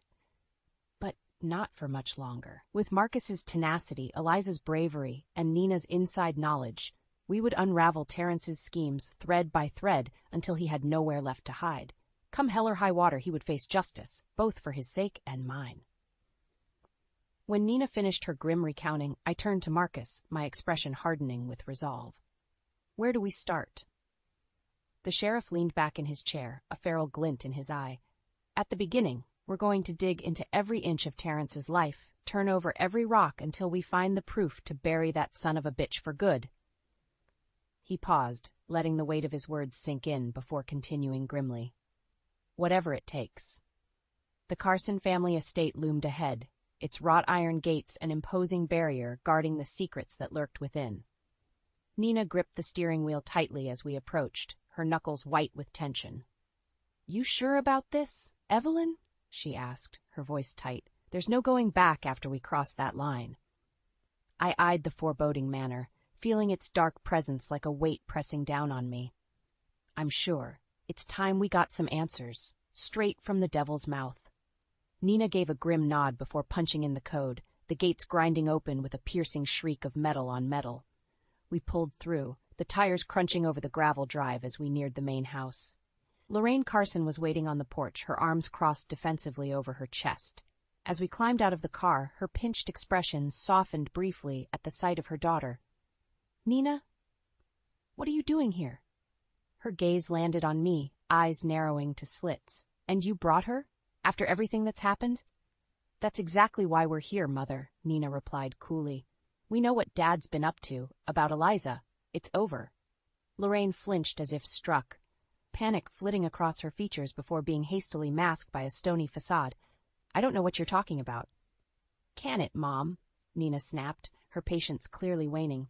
The lying, the cover-ups, it all stops now. We're going to take that sick bastard down, and you're either with us or against us. A tense silence stretched between them, heavy with unspoken history and roiling emotions. Finally, Lorraine's shoulders sagged in defeat. You always did have a way of cutting through the bullshit, Nina. She sighed, suddenly looking every one of her 53 years. I suppose I can't keep denying it any longer. Gesturing for us to follow, she led the way inside, her measured steps echoing hollowly through the cavernous foyer. My gaze swept over the opulent trappings, gilded mirrors, priceless antiques, and not a single personal touch to be seen. Like a museum frozen in time, devoid of warmth or life. How fitting for the Carson family. Lorraine ushered us into a dimly lit study, the heavy drapes drawn against the dying sun outside. A glass of amber liquid sat untouched on the mahogany desk, a telltale sign of its occupant's recent presence. At our entrance, Terrence rose from the worn leather armchair, his expression thunderous. What is the meaning of this intrusion? He growled, his eyes flicking between Nina and me with undisguised contempt. I don't recall inviting you piranhas into my home. Can it, Terrence? Lorraine said, her voice low but laced with a surprising venom. We're done with your lies, your deceptions. It's time we settled this, once and for all. For a fraction of a second, a flicker of unease passed over Terrence's craggy features. There and gone so quickly, I wondered if I'd imagined it. Just as swiftly, the mask of arrogance slammed back into place, his lips curling into a contemptuous sneer. So the family betrayers have come to rally against me, have they? He shook his head with a mocking chuckle. You're welcome to try, but you'll find I'm not so easily cowed. We'll see about that, I bit out, barely containing my fury. We know what you did to Eliza, you twisted son of a bitch. Keeping a child locked up like an animal for your own sick gratification? That's a new low, even for you. His gaze locked with mine, cold and unflinching. You have no idea what you're talking about, girl. Everything I've done, everything, has been for the preservation and protection of this family's legacy. Terrence's words hung in the air like a noxious cloud, his twisted justification chilling me to the core. Before I could formulate a response, Nina stepped forward, her eyes blazing with barely contained rage.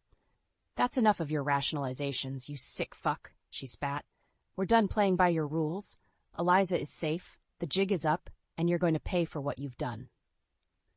A muscle twitched in Terrence's jaw, the first crack in his impassive facade. You ungrateful little bitch, he snarled, his voice low and menacing. After everything I've sacrificed for this family, this is how you repay me? Sacrificed? Nina let out a harsh bark of laughter. Is that what you call systematically destroying us from the inside out?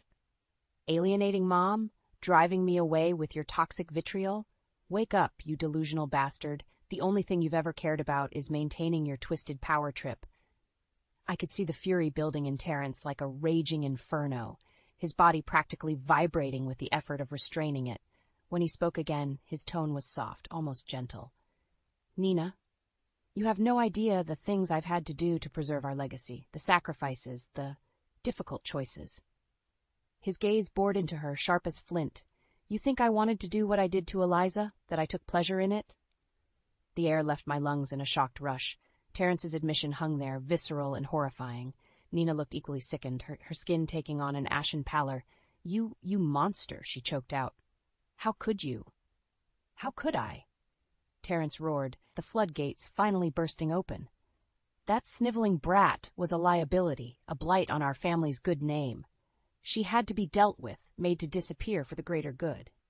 My hands curled into white-knuckled fists at my sides as a wave of revulsion crashed over me. This man's depravity knew no bounds, not even when it came to his own flesh and blood. So you admit it, I bit out through gritted teeth.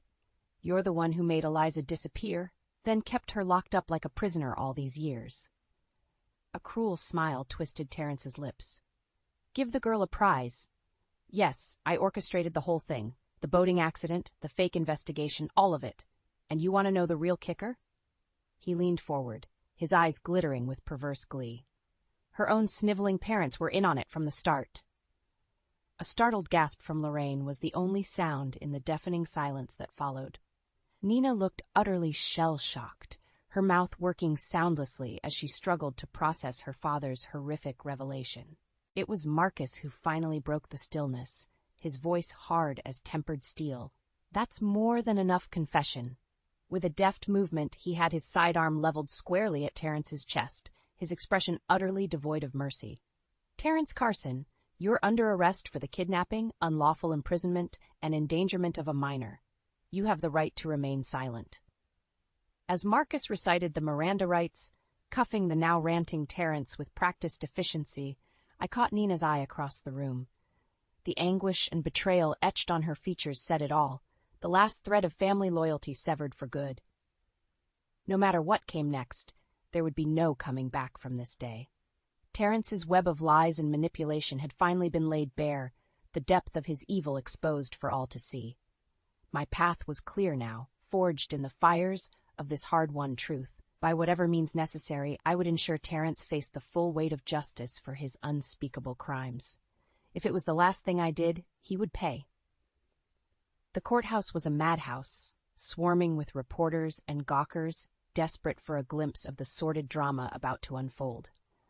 I pushed my way through the throngs, Eliza's small hand clutched tightly in mine as we forged a path towards the imposing oak doors. "Just keep your head down," I murmured, shielding her from the flashing cameras and shouted questions. "It'll be over soon." She gave a tiny nod, her jaw set in a determined line far beyond her years. Despite her diminutive stature, she carried herself with a quiet strength that never failed to fill me with awe and a fierce protectiveness. No matter what, I would ensure Terrence Carson paid for what he'd done to this remarkable girl. The courtroom itself was mercifully hushed, the air thick with tension as we filed in alongside the prosecution. My gaze immediately found Terrence, seated ramrod straight at the defendant's table, his expression one of haughty disdain. Our eyes locked for a brief moment, a silent challenge passing between us. A cruel smirk curved his thin lips, sending an icy shiver down my spine. That twisted son of a bitch was up to something. I could feel it in my bones. As the proceedings got underway, I found my attention divided between the testimonies and Terrence's every-minute shift and reaction. He remained infuriatingly inscrutable, betraying none of the turmoil that must have been roiling beneath that impeccably composed facade.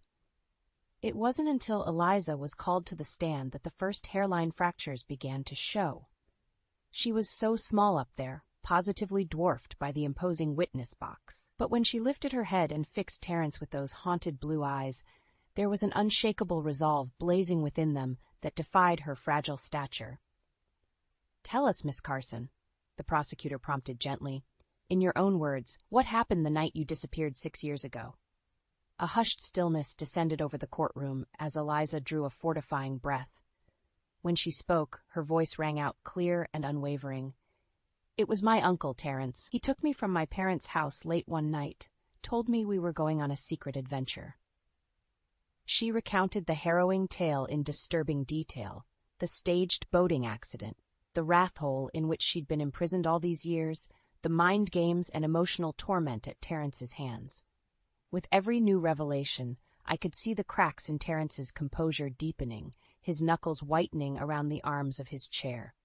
And he said I had to stay hidden, that no one could know I was alive, not even my own parents. Eliza's voice began to waver, but she pressed on with heart-rending bravery. He said it was for the good of the family. By the time she finished, there wasn't a dry eye in the courtroom. Even the most hardened observers seemed shaken by the graphic injustice laid bare before them, all except Terrence. As Eliza was finally excused, his booming voice rang out, shattering the somber silence like a thunderclap. "You little lying bitch!" Before anyone could react, he'd surged to his feet, teeth bared in an animalistic snarl as he lunged towards the witness stand, and Eliza. A collective gasp went up from the gallery, but I was already in motion, hurling myself bodily between the raging monster and his target. His hands found my throat, cutting off my airway with bruising force as we crashed backwards. Black spots danced across my vision, but I clawed desperately at his vice-like grip, a primal surge of adrenaline propelling me. Not this time, you bastard. Not her. Not my family.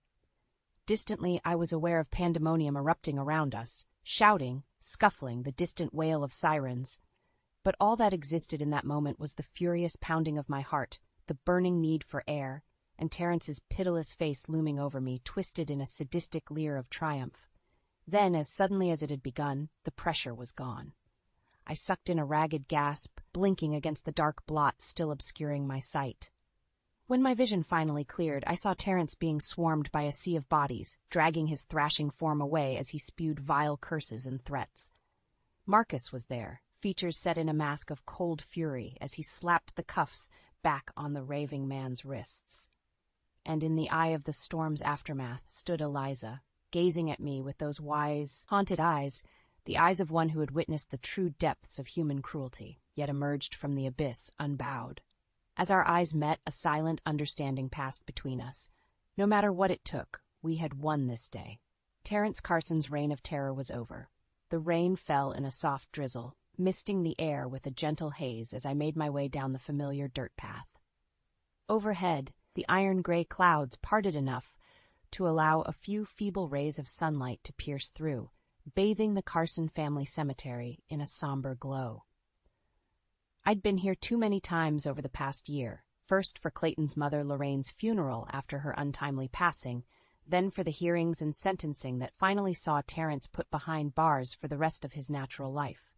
Each visit had been more somber than the last, the weight of this place's history like a shroud draped over my shoulders.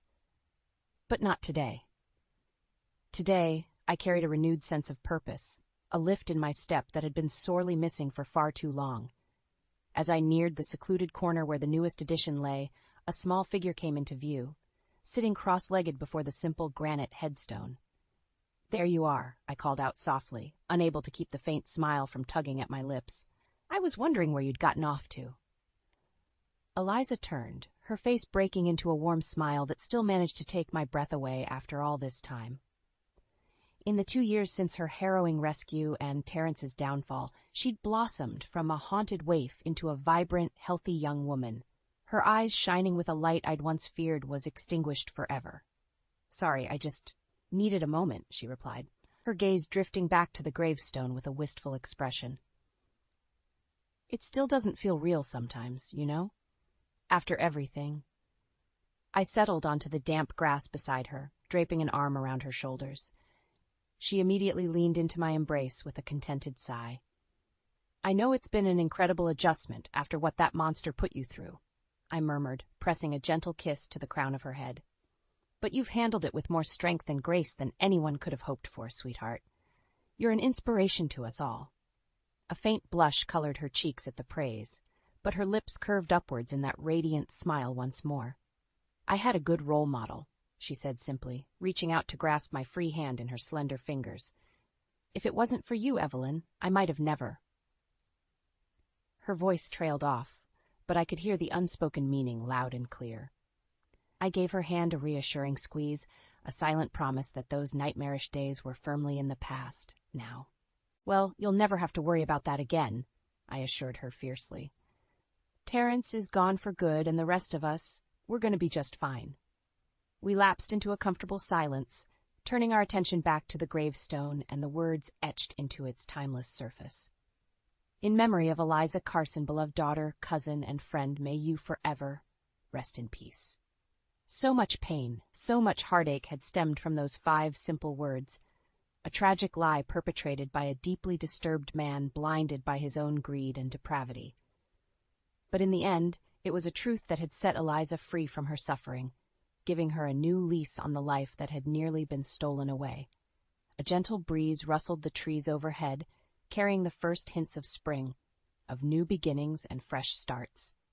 I watched contentedly as the wind tousled Eliza's golden tresses, her face tilted towards the pale sunlight filtering through the clouds like a flower unfurling its petals. There was still healing to be done, scars that may never fully fade. But in that moment, bathed in nature's delicate renewal, I felt a profound sense of peace and hope. our future. The nightmare was finally over. It was time to awaken to the world anew. As Eliza and I rose, hand in hand, to make our way back home, I silently vowed that from this day forward, we would embrace each moment with open hearts and minds. No longer shackled by the shadows of Terrence's malice, we would bask in the warm glow of hard-won justice and dare to dream of what lay ahead. A new dawn was on the horizon, burning bright and radiant with possibilities, and we would greet it together, unafraid.